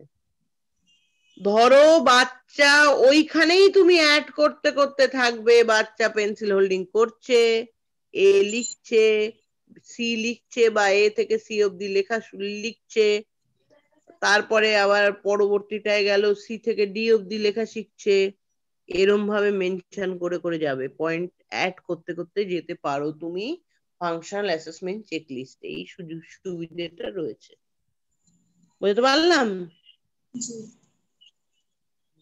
পরের point 26. Writes numerals up to 5 when given dictation, not sequentially. তুমি যখন ডিকটেশন দেবে তখন লিখতে পারবে। তার মানে দেখো 5 পর্যন্ত নাম্বারটা চিনবে, নাম্বারটা লিখবে, নাম্বারটা ডিকটেশন নিতে পারবে, সব ওই 5-এর মধ্যে। আমি তোমাদের এমডিপিএস করাতে করাতে বলেছিলাম বাচ্চা লিখতে পারছে বলে আমি 5 পর্যন্ত লিখতে পারছি, আমি একদম 100 পর্যন্ত লেখাতে চলে যাই। কিন্তু এই সিকুয়েন্সিয়ালি 5 পর্যন্ত লেখা শিখছে, 5 চিনবে, 5 লিখবে, 5-এর আফটার নাম্বার পর্যন্ত 5 লিখতে পারবে, 5-এর ভ্যালু বুঝতে পারবে, 5-এর কাউন্ট করতে পারবে, এই সব 5-এর তোমার যত রকমের হয় 5-এর মধ্যে ওকে পুরোটাই তুলে দিতে হবে, তারপরে আমরা 6, 7 করে 10-এ যাব। একবারে 100 পর্যন্ত লিখিয়ে সময় নষ্ট করে আমার লাভ নেই। ও যখন 100 পর্যন্ত মুখস্থ করে লিখতে পারবে তখন 100 পর্যন্ত after number, before number, expanded number, short number সব একসাথে শিখে ফেলবে, বুঝেছো? খুব কম সময়ের মধ্যে। বলো পরের point. 27. Points to alphabet, English or regional language on a chart, not asked sequentially. Bracket হচ্ছে 3 letter words in case of sight word teaching. 3 letter word গুলো যে কোনো বাংলা, রিজিওনাল ল্যাঙ্গুয়েজ বা ইংলিশ 3 লেটার ওয়ার্ড জানবে, বুঝবে। পরের point 28. Names alphabet when asked not sequentially. 3 letter words in case of sight word teaching. বলো এটা 3 লেটার ওয়ার্ড সিকোয়েন্সিয়ালি জিজ্ঞেস করলে, যেমন বিএটি ব্যাট হয়, বিএন ব্যান হয়। 3 লেটার ওয়ার্ডস, বি এ ব্য সঙ্গে এন লিখলে ব্যান হয়, বি এ ব্য সঙ্গে টি লিখলে ব্যাট হয়। এই যে এই সিকোয়েন্স মেনটেন করে বলার, সিকোয়েন্স মেনটেন করে বোঝার, ফোনেটিক্যালি বারবার বলি সবাইকে যে ব্লেন্ডিং সাউন্ড ডেভেলপ করো, এই পয়েন্ট থেকে বলি। এই পয়েন্টটাকে ভাঙলে ওই ব্লেন্ডিং তৈরি করানো শেখায়, তবেই বাচ্চা স্পেলিং শিখতে পারবে, না হলে কোনোদিন স্পেলিং বুঝবে না। যদি আমি ব্লেন্ডিং তুলে দিই তবে বাচ্চা স্পেলিং করে পড়তে পারবে, রিডিং করতে পারবে। পরের point 29. Writes alphabet when given dictation. 3 letter words in case of sight word teaching. এখন সে লিখতে পারে। এতক্ষণ বলতে পারলো, বুঝতে পারলো, এবার সাইট ওয়ার্ড দিয়েও লিখতে পারে বা এমনি সাইট ওয়ার্ড ছাড়াও লিখতে পারে। আমার মনে হয় সাইট ওয়ার্ড ছাড়া আমি করাই, বেসিক্যালি সাইট ওয়ার্ড দিই না আমি। অনেকে সাইট ওয়ার্ড দিয়ে কপি করিয়ে দেয়, আমি ওই কপিটাই রাখি না, আমি ব্লেন্ড করে ও রাইটিংটা নিয়ে আসি। সেটা করলে আমার মনে হয় সুবিধা হবে, না হলে সাইট ওয়ার্ড দিয়ে করি আবার ব্লেন্ড করাতে হবে, ওটাতে আবার টাইম ওয়েস্ট হয় কিছুটা। বুঝতে পারলাম? জি দিদি। ব্যাটের ছবিটা দেখে B A bat E bat এরকম বলবে, বলে লিখবে। দেখো আমার সব ভিডিওতে দেওয়া আছে, অ্যাড সাউন্ড দিয়ে পড়ছে বাচ্চা, লিখছে, সব আমার ভিডিও দেওয়া আছে। খুলবে আমার এটা প্রোফাইলটা সার্চ করবে, ওখানে পাবে। পরের পয়েন্ট বলো। Number 13, identifies a clock or wrist watch.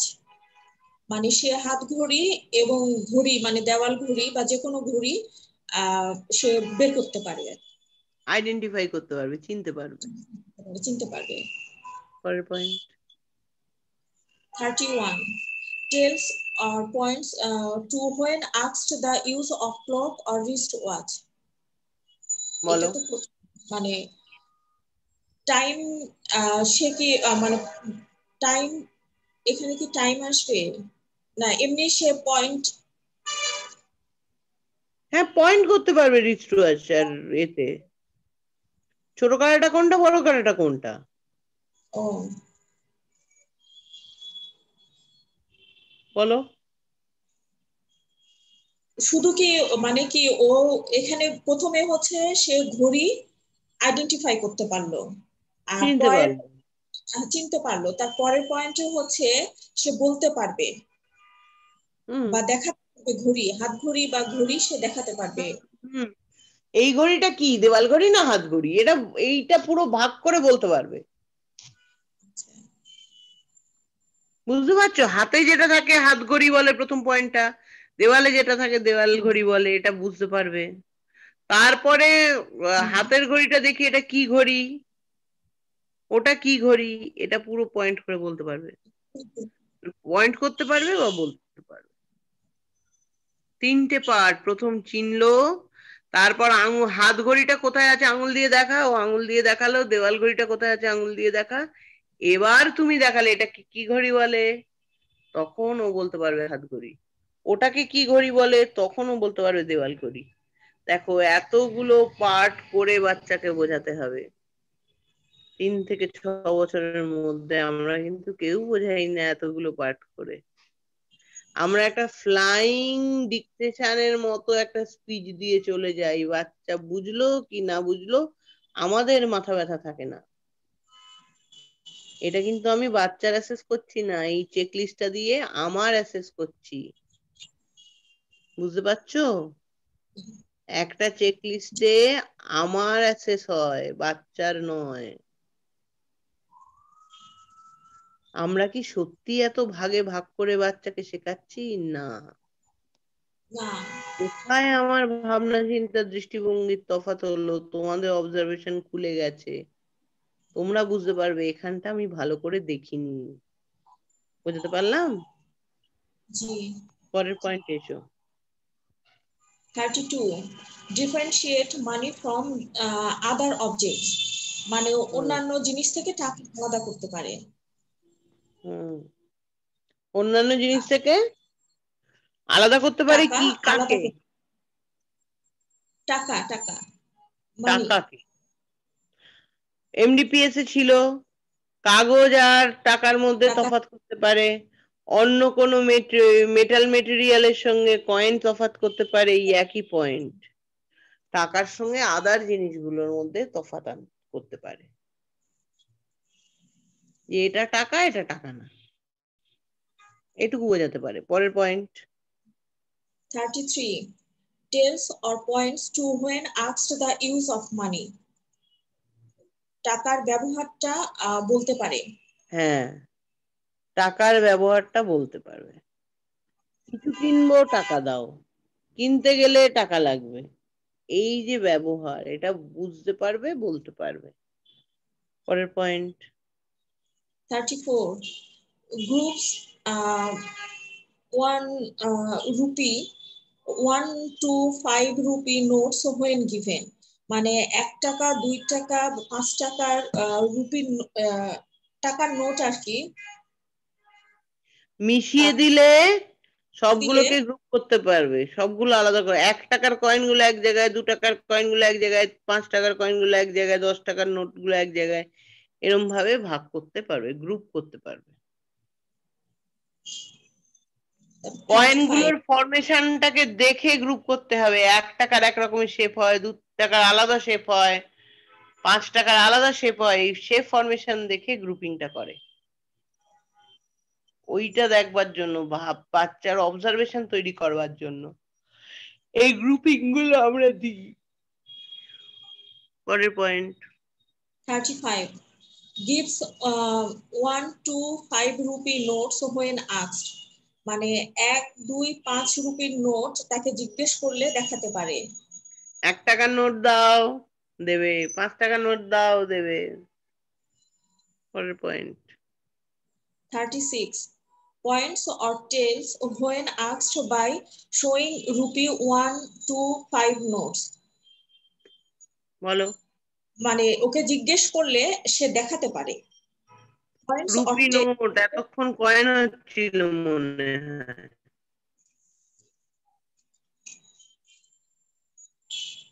এখন নোট হচ্ছে। হ্যাঁ নোট, এখন 1 to 5 রুপি নোট। এতক্ষণ কয়েন হচ্ছিল, এখন নোট। 2 টাকার নোট, 5 টাকার নোট চাইলে শুধু দেখাতে পারছে। বলো পরের পয়েন্ট বলবো দিদি। পরের point 37 counts and gives 1 rupee notes up to 5 when asked, সে 1 থেকে 5 রুপির নোট পর্যন্ত সে হচ্ছে গুনতে পারে। 5 টাকা 1 টাকার কয়েন কে 5 টাকা করে দাও। ও আচ্ছা, ভাঙাই যেটা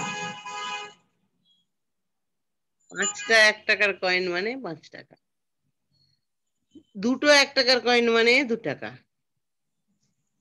10টা 1 টাকার কয়েন মানে 10 টাকা। আপ টু 5 বলেছে। জি। বলো 38 points to at least 5 pictures of animals when asked, বলো মানে 5টা পশুর ছবি জিজ্ঞেস করলে, মিনিমাম আর অ্যাট লিস্ট আর কি 5টা পশুর ছবি জিজ্ঞেস করলে সে পয়েন্ট করতে পারে। পরের point 39 names at least 5 animals when saw pictures, মানে ছবি দেখে 5টি পশুর নাম বলতে পারে। দেখো প্রথমটা রিডিং স্কিল, দেখে আইডেন্টিফাই করছে। দ্বিতীয়টা যেটা আইডেন্টিফাই করছে সেই পশু এঁকে দিলে বা ছবি দিয়ে দিলে তার নামটাও লিখতে পারছে, রাইটিং। পরের point 40 points to at least 5 pictures of fruits when asked, common fruits হলো 5টা ফল চিনতে পারবে, জিজ্ঞেস করলে বলতে পারবে। কমন অ্যানিম্যাল হলো এই দুটো হলো। এরকম common vegetables, common utensils, home appliances, এই সমস্ত কিছু টুকটুক টুকটুক করে অ্যাড করতে করতে যেতে হবে। এগুলো কেন অ্যাড করব? বাচ্চার ভোকাবুলারি বাড়বে, আশেপাশে যে জিনিসগুলো আছে সেইগুলো সম্পর্কে নলেজ বাড়বে, ওর জন্য অ্যাড করতে করতে যেতে হবে। পরের point 41 names at least 5 fruits when show picture, মানে ছবি দেখে 5টি ফলের নাম বলতে পারে।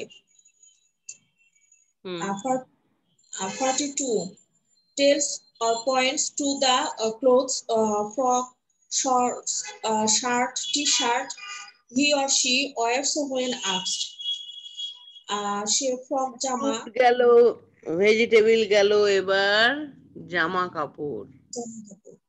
ফ্রক কোনটা, স্কার্ট কোনটা, প্যান্ট কোনটা, টি শার্ট কোনটা, শার্ট কোনটা, হাফ প্যান্ট কোনটা, ধুতি কোনটা, শাড়ি কোনটা, পাজামা কোনটা, পাঞ্জাবি কোনটা, এই সমস্ত ড্রেস সম্পর্কে পোশাক সম্পর্কে যত জ্ঞান আছে সবগুলো ও জানবে এবং বুঝবে। পরের point. 43. Use words or gesture for now and later when necessary. Gesture দিয়ে বা ওয়ার্ড দিয়ে, যে এখন না, পরে করো, বা এক্ষুনি করে দাও, তাড়াতাড়ি তাড়াতাড়ি, fast fast fast, stop, wait, later, after, এই প্রত্যেকটা শব্দের মানে বুঝবে। জেস্টার করে মুখে বলতে পারলে মুখে বলবে, না হলে জেস্টার করে দেখাবে। বুঝতে পারলাম? জি। পরের point. 44. Identifies or names the various means of transport: cycle, auto, cycle, rickshaw, bus, car, lorry, aeroplane, train. এবার দেখো কমন ভেহিকেলস এর ভোকাবুলারি গুলো ডেভেলপ হবে। যেগুলো কমন ভেহিকেলস সেইগুলোকে বাচ্চা চিনতে শিখবে, আইডেন্টিফাই করতে শিখবে এবং বুঝতে পারবে। কত বছরের মধ্যে? 3 থেকে 6 বছরের মধ্যে। এবার 3 থেকে 6 বছরের মধ্যে তোমাদের বারবার বলেছি ভোকাবুলারি লিস্ট আউট করো, কটা ওয়ার্ড জানে। 3 থেকে 6 বছরের মধ্যে কটা ওয়ার্ড জানলো? 6 থেকে 8 বছরের মধ্যে কটা ওয়ার্ড জানলো? 8 থেকে 10 বছরে কটা ওয়ার্ড জানলো? কতগুলো ভোকাবুলারি ওর ব্রেনে স্টোর হলো, এটা দেখবার জন্য। পরের পয়েন্ট। দিদি এটা শেষ, এটা শেষ, এখন হচ্ছে অকুপেশনাল আছে। হ্যাঁ, অকুপেশনাল আছে। একাডেমি শেষ, শেষ, একাডেমি শেষ, অকুপেশনাল। জি। এবার অকুপেশনাল পড়তে শুরু করো। এই জায়গাটা দিদি একটা যেটা আলোচনাটা কালকে থেকে বা আগের ক্লাস থেকে হচ্ছিল, যে 44 পর্যন্ত পয়েন্ট, তো এরপরে কিন্তু 45 থেকে 52 এই পয়েন্টগুলো আপনার ব্ল্যাঙ্ক করা আছে। সেগুলো তো আপনি বলছিলেন যে একেবারে চাইল্ড স্পেসিফিক। কে বলবে আজকে? হ্যাঁ, আজকে কে বলবে? একটু আগে এই পয়েন্টটা উঠেছিল, কে বলবে? এটা কালকেও আলোচনা উঠেছিল আমাদের পার্ট 1-এ। যে এটাকে আরো ফ্লেক্সিবল করা হয়েছে, তাই না?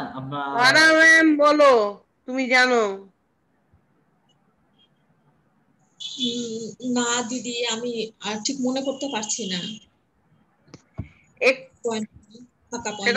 আমরা যদি, হ্যালো দিদি, আমরা কি এই ক্ষেত্রে আরো কিছু, আমার হবে না, আমি আমারটা, হ্যাঁ হ্যাঁ মঞ্জুল ভাই বলো।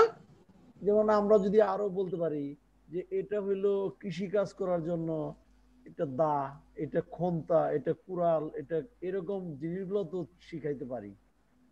এটা চামিচ, এটা ভাত বাড়ার জন্য, এটা ডিশ, এখানে এরকম কি শেখানো যেতে পারে? হ্যাঁ শেখানো যেতে পারে। এরকম জিনিসগুলোই তো বোধহয় এখানে যুগ হবে মনে হচ্ছে। না, এখানে লেখা হবে না। সেটা বলো, আমি মিউট করছি।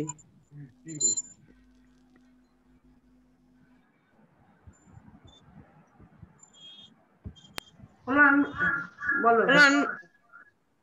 না, এখানে কাজ করতে করতে যেগুলো আসবে, যেগুলো আরো আরো শেখাতে হবে সেইগুলো আসবে, পয়েন্ট তখন বাড়বে।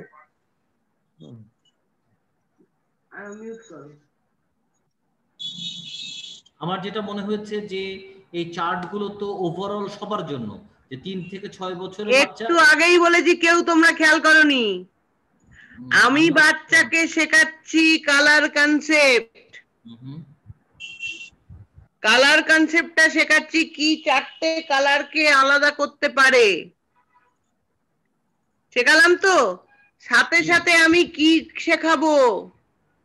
পেন্সিল হোল্ড করে 1 লিখতে পারে, কিন্তু এই চার্টে দেখো কোথাও মেনশন করা নেই পেন্সিল ধরে 1 লিখতে পারছে। ওই যে ফাঁকা জায়গাটা আছে, বাচ্চাকে ওইখানে লিখে দেব পেন্সিল ধরে 1 লিখতে পারছে, ওটা আমি গোল নিয়ে নেবো, মানে আমি 1 লেখা শেখাচ্ছি। বুঝতে পারছো?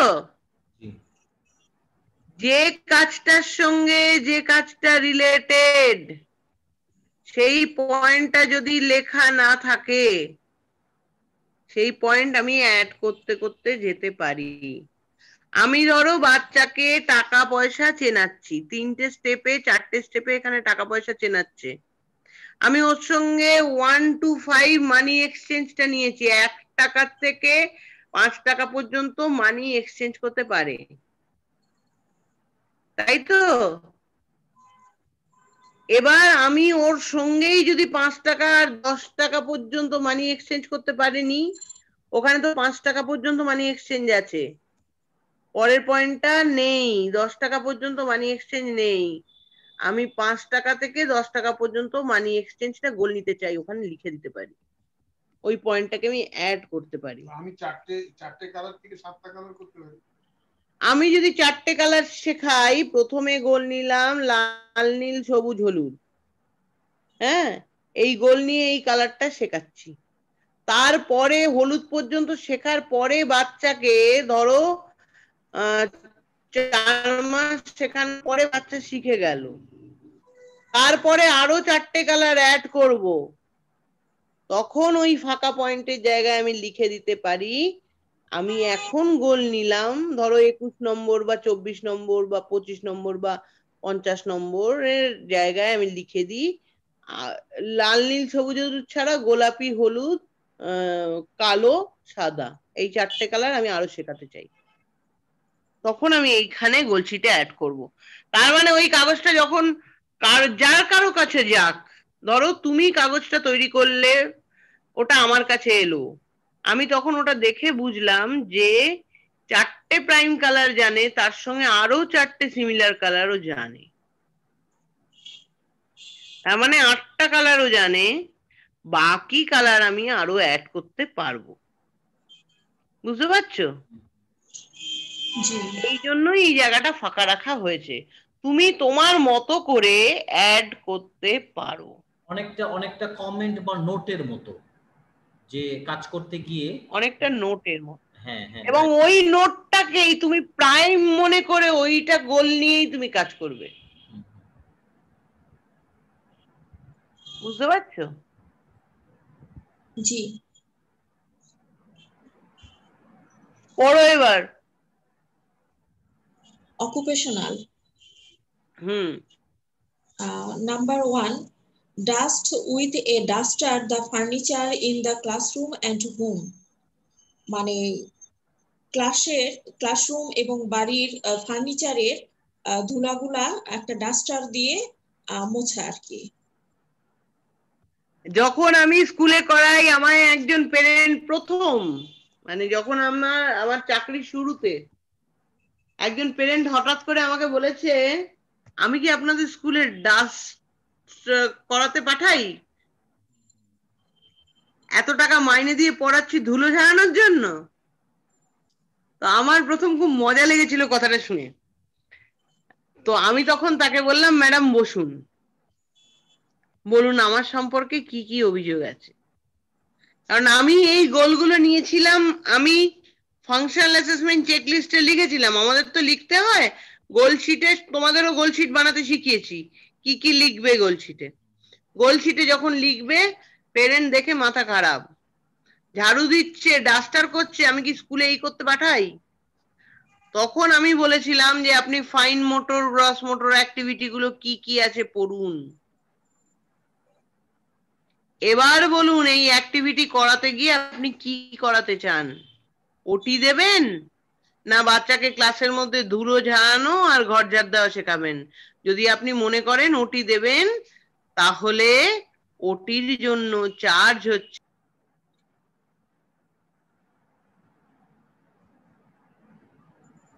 আর ওটি করিয়ে নিন, আর না হলে স্কুলে পাঠাচ্ছেন রেগুলার ধুলো ঝাড়ানোর সুযোগ করে দিন। আর আমি বলবো বাড়িতে গিয়েও এই কাজটা প্র্যাকটিস করান, না হলে বাড়িতেও বিকেলে করে ওটি স্যার রাখতে হবে। ভদ্রমহিলা লজ্জায় পড়ে গেছিলেন। তো তারপর থেকে উনি আমাকে অত্যন্ত ভালোবাসেন আজ পর্যন্ত। শেখরদা জানবে কিছুটা। আমি তোমায় সুপ্রিয় গুপ্তের কথা বলি। সুপ্রিয় গুপ্ত হচ্ছে ওনার মেয়ের কথা বলছি, উনি হচ্ছে ডিসেবিলিটি কমিশনার। তো ওনার ওয়াইফ ফার্স্ট অ্যাপ্রোচে উনি এটা ভেবেছিলেন, আমাকে এরকম বলেছিলেন। তারপর মানে ওনার মেয়ে আনফর্চুনেটলি আমারই বয়সী। তো যখন মেয়ে অনেক কাজ করতে শিখলো, তখন সুপ্রিয় গুপ্ত ডিসেবিলিটি কমিশনার নিজে এসে, এখনো প্রায় আমার সঙ্গে কথা হয়, আমার কোনো সমস্যা হলে ওনার সঙ্গে ডিসকাসই করি। মানে উনি এখনো আমাকে বলেন তুমি কিন্তু আমার মেয়ের মতো। তো ওনার কনসেপ্টটাই চেঞ্জ হয়ে গেছিল যখন আমি এমডিপিএস ফেলে দেখিয়ে দিয়েছিলাম গ্রস মোটর আর ফাইন মোটরের ডেভেলপমেন্টাল স্টেজেস গুলো, যে কি করে আমি ডেভেলপ করাবো। আর আমার কোনো ওয়ে আউট নেই। আমি 4টে কাজের লোক দিতে পারি, কিন্তু এই কাজটা করাতে গেলে আমার ওটির সাহায্য দরকার। শুধু শুধু বাচ্চাকে ওটি দেব কেন? বুঝতে পারলাম। জি যেখানে ওটি দরকার, খুব কমপ্লিকেটেড এরিয়া, অবভিয়াসলি ওটি দিতে হবে, তার তো বাইরে কিছু নেই। কিন্তু যেগুলো দরকার নেই, যেগুলো আমি খুব সহজেই ঘরে করে রেডি করতে পারি, সেই জায়গাগুলোর জন্য আমার ওটি দেওয়ার কিসের প্রয়োজন? পরের পয়েন্ট পড়ো। Number 2, washes glasses and plates before and after meals. খাওয়ার আগে খাওয়ার এবং পরে, খাওয়ার গ্লাস আগে গুলো ধুয়ে ফেলা। গ্লাসটা ধো, খেতে বস।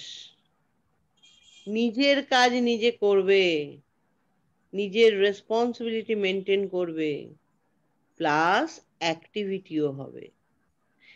নিজের প্লেটটা খাওয়ার পরে ধুতে শেখানো কত জি জরুরি,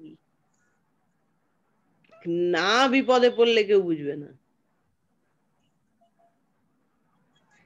আরো একটা কথা, প্লেট ধুতে গেলে ব্যালেন্স করে রাখতে হয় দুটো হাতের মধ্যে, কোঅর্ডিনেশন। ওটা জি কিন্তু প্লেট ধোয়ার জন্যই ওই স্কিলটাকে রেডি করতে হয়। ওটা কিন্তু আলাদা করে ওটিতে করা সম্ভব হয় না। ওই স্কিলটার জন্যই আমায় এই কাজটা শেখাতে হবে বাচ্চাকে, প্লেট ধোয়া, প্লেট মাজা। পরের কথা, পরের point. Number 3, wipes glasses and plates with a cloth after washing. Glass এবং প্লেট ধোয়ার পরে সেগুলো মুছা। এটা আমি বাচ্চাদের কি শেখাবো, আমারই হয়ে ওঠে না। সুতরাং এই পয়েন্টটা আমি একটু মানে ওভারলুক করে যেতেই পছন্দ করি। তার কারণ আমরা আগে দেখতাম মা ঠাকুমার আমলে বাসন মেজে রোদে উল্টে রেখে তারপরে ওটাকে পুছে আবার বাসনের জায়গায় রাখা হতো। তো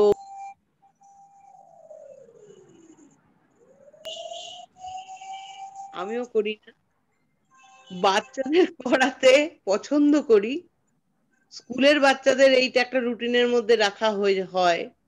আমি অন্তত সাজেস্ট করব তোমরা সবাই তোমাদের বাচ্চাদের দিয়ে এই কাজটা করাও। আমার মতো না হলে ব্যাপারটা পরে গিয়ে গন্ডগোলের হয়ে যাবে। জিনিসের যত্ন করতে শিখবে, তবে জিনিস সরাসরি বন্ধ করবে। বুঝতে পারলাম। জি জি দিদি। শুধু তাই না, এটার জন্য এটার মোটর এক্সারসাইজ গুলোও কিন্তু দরকার। এই পুছতে গেলে, ড্রাই করে পুছতে গেলে পোছার যে স্কিল, শুকনো করে পোছা, বাসন পুছলেও শুকনো করে পুছবে, হাত পুছলেও শুকনো করে পুছবে, মুখ পুছলেও শুকনো করে পুছবে। এই পোছা স্কিলটাকে ড্রিল করবার জন্য এই কাজগুলো। এমডিপিএস এ পড়েছিলে হাত শুকনো করে মুছতে পারে কিনা, চান করে গা শুকনো করে মুছতে পারে কিনা। এই জি জি একবার মোছার স্কিল গুলো রেডি হয়ে গেলে বাসন থেকে আরম্ভ করে সবই মুছতে পারবে। পরের point. Number 4, folds small clothes such as a hand towel, panties. মানে ছোট ছোট কাপড়গুলা সে ভাঁজ করে রাখতে পারে। ভাঁজ, এই যে ফোল্ড করার বিভিন্ন টেকনিক আছে, তাতে কোঅর্ডিনেশন ডেভেলপ হয়, অ্যাটেনশন ডেভেলপ হয়, মার্জিন লেভেল গুলো বোঝা যায়, ক্যালকুলেশনের স্পেস কনসেপ্ট গুলো ক্লিয়ার হয় ব্রেনে। তুমি হয়তো কাপড় ভাঁজ করার লোক রাখতে পারবে, কিন্তু প্রি ক্যালকুলেটিং এরিয়া ব্রেনে ডেভেলপ করতে পারবে না যদি এই কাজগুলো না করাও। বুঝতে পারলাম? জি জি দিদি। পরের পয়েন্ট। দিদি এটা শেষ, 4টা পয়েন্টই ছিল অকুপেশনাল। তাহলে তো খুবই মজার। কিন্তু অনেক এখানে ছোট। বাড়তি পয়েন্ট কিন্তু আছে 8টা। হ্যাঁ হ্যাঁ, এই নাম্বারগুলো কি ফিক্স দিদি, যে 8টাই হতে হবে, এর চেয়ে বেশি হতে পারে? না না, না, বেশি হবে না। কারণ 3 থেকে 6 বছরের মধ্যে এই 8টার বেশি যাবে না। বুঝতে পারলাম? 3 থেকে 6 বছর মেজার করা আছে। তাহলে আজকে এখানেই শেষ। কি সুন্দর সকাল থেকে আগে এসে পড়তে আরম্ভ করেছে তো ধরেছি যে আগে সে কথা তুমি বলো তো দেখি এটা ফ্লো চার্টটা, ওই জন্য এখন বলছি এখানেই শেষ, আর ভাল লাগছে না। আমি খুব শখ যে আজকে আপনার সবচেয়ে ভালো আলোচনা হলো আজকে, কারণ প্র্যাকটিক্যালি কতটুকুই কাজগুলো, কিন্তু আজকে আমাদের প্যারেন্ট পার্টিসিপেন্টরা মানে সবচেয়ে বেশি অ্যাবসেন্ট। আস্তে আস্তে যত ভেতরে ঢুকবে তত দেখবে দারুণ আলোচনা হয়। একটা ছোট্ট গল্প বলে শেষ করি। বলেন। গল্পটা হচ্ছে, আগেও বলেছিলাম, একটা গোবরে রেকর্ডিংটা বন্ধ করে দিই, মৌমাছি। হ্যাঁ বন্ধ করে দিলাম রেকর্ডিংটা। হ্যাঁ বন্ধ করে দাও। না না, আচ্ছা থাকে, অনেকে তো আজকে জয়েন করেনি, তারা শুনবে। একটা গোবরে পোকা আর একটা মৌমাছির বন্ধু হলো। গোবরে পোকা মৌমাছিকে বলল, বন্ধু আজকে তুমি আমার সঙ্গে চলো, আমার বাড়িতে নেমন্তন্ন, তোমায় গোবর খাওয়াবো। মৌমাছি গেল, মৌমাছিকে ভালো করে যত্ন করে গোবর খাওয়ালো। মৌমাছি গোবর খেয়ে বলল যে তোমার গোবরের যা টেস্ট, আমার মধুর স্বাদ অনেক বেশি বন্ধু। তোমাকে আমি আগে আনমিউট করেন দিদি। ডিসাইড করো তোমার গোবরের স্বাদ বেশি ভালো না আমার মধুর স্বাদ ভালো। তা পরের দিন বললো মধু খাওয়া যাবে। গোবরে পোকা খেতে যাওয়ার আগে, বন্ধুর বাড়ি যাওয়ার আগে ভাবলো না কি খাবে, মিউট কর, এই যাচ্ছে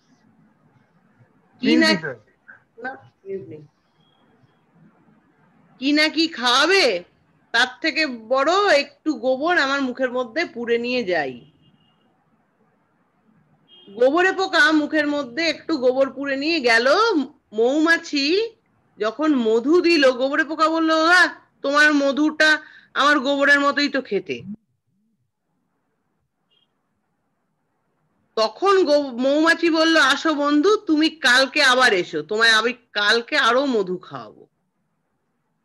যখন গোবরে পোকা পরের দিন আবার এলো, তখন মৌমাছি বলল, আগে মুখ ধো ভালো করে, তারপরে তোমায় আমি পদ্ম খেতে নিয়ে যাব, পদ্ম মধু খাবে। ভালো করে গোবরে পোকা তো বাধ্য হয়ে মুখ ধুলো, মানে আমাদের মতো, ঠিক আমরা যেরকম বাধ্য হয়ে কোর্সটা করছি, বাধ্য হয়ে মুখ ধুলো। ধুয়ে এবার পদ্ম খেতে গিয়ে যখন পদ্ম ফুলের মধ্যে সে মধু খেতে শুরু করলো, মৌমাছি তখন দেখছে যে গোবরে পোকা মধু খেয়েই যাচ্ছে, সে আর উঠছে না। মৌমাছি তখন বলছে যে, বন্ধু এবার ওঠো, অন্ধকার হয়ে গেছে, সন্ধে হয়ে গেছে, এবার পদ্ম ফুলটা বন্ধ হয়ে যাবে, তুমি মারা যাবে, তুমি এবার ওখান থেকে বেরো। গোবরে পোকা বলল, যে স্বাদ তুমি আমায় দিয়েছো তার থেকে বেশি মৃত্যুর স্বাদ নয়, আমি এখান থেকে উঠবো না, আমি এর মধ্যেই ডুবে যাব, আর এই মরণটাকেই আমি জীবনের শ্রেষ্ঠ মৃত্যু বলে মনে করি। This is the special education. এখানে হচ্ছে মধু, যত ভেতরে যাবে আর বেরোতে পারবে না। ঠিক গোবরে পোকার মতো অবস্থা হবে, গোলাপ মানে পদ্ম ফুলের মধ্যে রয়ে গেল, পদ্ম ফুলের পাপড়িগুলো বন্ধ হয়ে গেল, ও পদ্ম ফুলের মধ্যেই ডুবে গেল। এটা হচ্ছে স্পেশাল এডুকেশন। যত ভেতরে যাবে ওর বাইরে আর নিজেকে বার করতে পারবে না। এটা আমার বাস্তব অভিজ্ঞতা দিয়ে, আমার ব্যক্তিগত অভিজ্ঞতার কথা তুলে ধরলাম।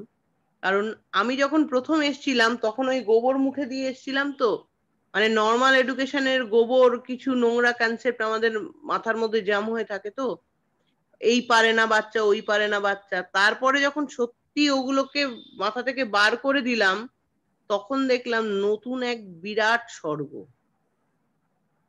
বাচ্চা পারবে মানে পারবেই পারবে, কোথাও না নেই, কোথাও তফাৎ দেখি না। আজকে আমার মেয়েকে টয়লেট ট্রেনিং করানোর জন্য যে প্রসিডিওর আমি অ্যাপ্লাই করেছি ট্রেনিং করার সময়, ঠিক আমার বাচ্চাদের সেম প্রসিডিওর অ্যাপ্লাই করতে হয়।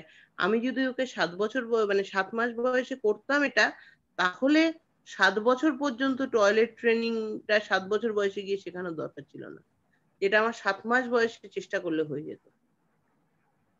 এই হচ্ছে ব্যাপার। একটা জিনিস এই একটু বলে শেয়ার শেষ করতে চাই করছি দিদি, আজকে। দিদি একটু শেয়ার করতে চাই একটা জিনিস, সেটা হচ্ছে যেহেতু আজকে অনেকে নাইও, এটা একটা সুযোগ, মানে একদম মানে কামিং টু রিয়ালিটি, মানে বাস্তব কথাটা বলি। এখনো একটা তো গেল আপনার নর্মাল এডুকেশন, এটা স্পেশাল এডুকেশন। এখনো স্পেশাল এডুকেশনে তো আমরা কিছুই এখনো আমি ব্যক্তিগতভাবে কিছুই জানি না, জাস্ট আপনাদের কাছে যতটুকু জানছি। তো সেটাও কতদিন, এই ম্যাক্সিমাম 4 মাস, জুলাই থেকে শুরু করে 4 মাস জানছি। এবং খুব আক্ষেপ করছি যে অনেক দেরি হয়ে গেল, আপনার আগে জানতে পারলে ভালো হতো। আচ্ছা, আক্ষেপ করার পরেও এখন যে আলটিমেটলি খুব করতে পারছি তাও কিন্তু না। আমার বাসায় টিচার আসে, লিমিটেশন আছে অনেক, আমি থাকি না, আমার ওয়াইফ একা থাকে, তার শারীরিক প্রবলেম আছে, কাজের মেয়ে বা এরকম কোনো হেল্পিং হ্যান্ড পাওয়া যায় না। মানে এখন আমরা যতটুকু জানছি তারও কিন্তু দেখা যাচ্ছে 20% 30% হয়তো ইমপ্লিমেন্ট করতে পারছে, ফ্র্যাঙ্কলি স্পিকিং। এখন খুব রিয়ালিস্টিক যে ব্যাপারটা, যে অনেক কিছু এরকম একটা বাচ্চাকে জন্য অনেক কিছু করতে হয়, অনেক কিছু করলে হয়তো বাচ্চা ডেভেলপ করতে পারে। কারণ একটা বিষয় হচ্ছে কি, দেখেন যে যারা আমরা সুস্থ বাচ্চাকে যারা দেখছি আসলে, আমার তো সুস্থ বাচ্চা নাই, অন্যদের বাচ্চাকে দেখছি যাদের নিজস্ব সুস্থ বাচ্চা আছে, তারা কম্পেয়ার করতে পারে যে অনেক কিছু তাদের কিন্তু শেখাতে হয় না, তারা কিন্তু দেখেই শিখে যায়, কপি করে ফেলে, এটাই স্বাভাবিক। আর আমার এই বাচ্চাটাকে যে শেখানো আইডিয়াটাই শেখাতে হয়, যে মানে শিখতে হয়, এটাই তাকে শিখতে হয়। খুব ডেঞ্জারাস একটা ব্যাপার। ভয় লাগে কোন জায়গাটায়, যে যতটুকু এখন চলছি এটার জন্য কিন্তু শারীরিক এফোর্ট দরকার, শারীরিক সামর্থ্য মানে ফিটনেস দরকার, আর্থিক ফিটনেস দরকার, অনেক কিছু দরকার। কিন্তু দিদি কথায় কথায় এটা কিনতে হবে, সেটা লেগে তবে যাই বলেন আপনি, হ্যাঁ টিচার বলেন, অকুপেশনাল থেরাপি বলেন, আচ্ছা ভয়টা কোন জায়গাটায়, যে কয়দিন চালাতে পারবো আমরা, যেটা আপনি বললেন যে আমরা তো বাঁচবো না, বেঁচেই বা কয়দিন চালাতে পারবো? চাকরি বাকরি অবস্থা ভালো না, কয়জন আমরা সরকারি চাকরি করি? এখন করোনার অবস্থায় সরকারি চাকরি ছাড়া আসলে কোনো চাকরি নাই। সেটা আগে যারা আমরা ইগনোর করেছি বা সেই পাত্তা দেই নাই, দ্যাট ওয়াজ এ মিস্টেক। এখন বিশেষ করে বাংলাদেশে যারা বসবাস করে তাদের পাপ সরকারি চাকরি না করাটা, ঠিক আছে, সিম্পলি পাপ, এটা প্রমাণিত হয়েছে বারবার। এটা চাঁদে চাঁদে সরকারি চাকরির বেতন বাড়ে, সরকারি সুবিধা, এটা সরকারের প্রয়োজন হয় তাদেরকে, that's a different thing, completely different thing. এখন বিষয়টা হচ্ছে যে করোনা বা সবকিছু মিলায় কয়দিন পারবো চালাতে? যদি অসুস্থ হয়ে যায়, যদি ইনকাম না থাকে, যখন নিজেই চলতে না পারে, কিভাবে চালাবো, কিসের ইয়ে? কারণ আপনি স্পেশাল এডুকেশনে মানবেন যে ডেভেলপ কিন্তু খুব একটা ফাস্ট না, অনেক স্লো, অনেক কাজ করতে হয়। সেই ক্ষেত্রে মনে হচ্ছে কি যদি এই দায়িত্বটা একার উপর না থেকে যদি আমরা 5 জন 7 জন 10 জন মিলে, খুব কম করে, বেশি দরকার নাই, আমরা যদি 10টা বাচ্চাকে নিয়েও যদি একটা শেল্টার, একটা জায়গা করতে পারতাম, যে আমরা এই কাজগুলো একটু শেয়ার করে করতে পারতাম, ঠিক আছে? কারণ দেখেন আমার যে অবস্থাটা, এটা অনেকের সাথে মিলবে না, যাদের একটা সুস্থ বাচ্চা আছে তাদের এটা নিয়ে টেনশন নাই, তারা হয়তো চিন্তা করে ওই বাচ্চার সাথে মিলিয়ে এসে একসময় টেক কেয়ার করবে বা এরকম। যাদের অনেক টাকা পয়সা আছে তাদের হয়তো টেনশন নাই, তাদের অনেক লোকজন কিনে, যেমন যাদের অন্য ধরনের সাপোর্ট আছে, আমাদের সেটা নাই, আমাদের আর কোনো বাচ্চাও নাই, বাচ্চার সম্ভাবনাও নাই, 2টা বাচ্চা মারা গেছে। তো আমার এই তো আমার সবকিছু। কিন্তু আমি যেটা ভাবছি যে একার পক্ষে কতদিন পারবো, কতদিন চালাতে পারবো? এখন যদি একটা ইয়ে হতো, হ্যাঁ মানে একটা জায়গা হতো, যে একটা খুব ছোট একটা জায়গাও যদি হতো, একটু খোলামেলা, যে 2-4 জন স্টাফ আছে তাদেরকে আমরা ট্রেন আপ করে নিতে পারতাম, সবাই মিলে কাজটা ভাগ করে ওই 5টা বাচ্চার জন্য একসাথে আমরা কাজটা করতাম, সেটা আমার কাছে মনে হয়, যেটা আমার কাছে একটা স্বপ্ন। আমি না খুব বড় করে ভাবি না, খুব বড় করে ভাবার মতো অবস্থা আমার না, এইটাই অবস্থাই আমার নাই। কারণ একটা ছোট করে করতে গেলেও জায়গা জমি লাগে, একটা মাসিক একটা আমার এই লোকগুলোকে বেতন দিতে হবে, হ্যাঁ। কিন্তু এটা আমার খুব মনে হচ্ছে দিদি, যে একা একা এক বাবা মার পক্ষে এটা করা, এটা যদি একটা কমিউনিটি স্টাইলে, এটা যদি একটা মানে একটা মানে সমষ্টিগতভাবে যদি করা যেত তাহলে খুব ভালো হতো। যদিও তো সহজ না, টাকা পয়সার ব্যাপার আছে, তাদের মধ্যে মিল মহব্বত থাকতে হবে। আমাদের এটার খুব অভাব, আমাদের এটা খুব সমস্যা। কে সভাপতি হবে, কে চেয়ারম্যান হবে, কি এগুলো নিয়ে আমাদের খুব মুশকিল। এটার জব এরিয়া ভাবতেই হবে। না ওখান থেকে জব আসতো, ওখান থেকে দিদি যদি কোনটা শেল্টার করা যেত না, একদিনে তো সব হয় না, ধীরে ধীরে ওখান থেকেই কিন্তু একটা ইনকাম সোর্স আমরা বের করতে পারতাম, ওদেরকে নিয়ে আমরা গ্রো করতাম। কিন্তু আমি বলছি কি যে এই যে দৈনিকের যে ব্যাপারটা, হ্যাঁ আপনি দেখেন একটা বাবা বা মায়ের পক্ষে আপনি যেভাবে বলছেন বা স্পেশাল এডুকেশন যেভাবে বলছে ঘন্টার পর ঘন্টা কি সাপোর্ট দেওয়া সম্ভব? কিন্তু যদি আমাদের লোক থাকতো, আমাদের শিফট বাই শিফট ভাগ থাকতো, যেটা হাসপাতালে থাকিয়ে থাকে যে তুমি এত ঘন্টা দেখবা, ও চলে গেল, তাতে এনার্জিরও তো দরকার আছে যারা টেক কেয়ার করবে। সহজ না তো। আমি যতই সত্যি কথা বলি ভাই, সত্যি কথা বলতে হবে। আমার বাচ্চার ক্ষেত্রে আমি ধৈর্য রাখতে পারি না। আমি 15 বছরের উপরে টিচিং এ আছি, আমি সারানের সাথে একদিন বসতে পারি নাই। একদিন ওর টিচার আসছিল না, আমি দেশে ছিলাম, আমি ওর খাতা কলম নিয়ে এসে বললাম যে আসো আমরা পড়ি।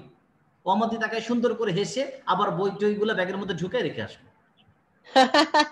মানে বিষয়টা হচ্ছে তুমি বাবা, তুমি আবার আমার কি পড়াবা, তুই তো টিচার না, ভাবটা এরকম। আমার পাত্তাই দিল না। হ্যাঁ, তো যদি আমি এটা খুব ফিল করছি যে আসলে যে উন্নত দেশে যেরকম সরকার দায়িত্ব নিয়ে নেয়, আমাদের দেশে সেটা তো আমরা আশা করতে পারি না। আমরা যদি নিজের একটা কিছু করতে পারতাম, হ্যাঁ সেটা সেটা এখন জানি না হয়তো কিভাবে করা যায়, কোথায় অ্যাওয়ারনেস এর দরকার আছে, কিভাবে এই জায়গাগুলো নিয়ে টু দা পয়েন্ট ভাবতে হবে সবাইকে। সব আছে দিদি আমার মাথার মধ্যে, সব আছে, পুরো প্ল্যান আমি আপনাকে এক রাতের মধ্যে লিখে দিতে পারবো। আমার নাই হচ্ছে টাকা, আর আমার নাই হচ্ছে মানে স্বাধীনতা। বাংলাদেশে, আচ্ছা রেকর্ডিংটা বন্ধ করি কারণ অনেক ঝামেলা হবে এটা।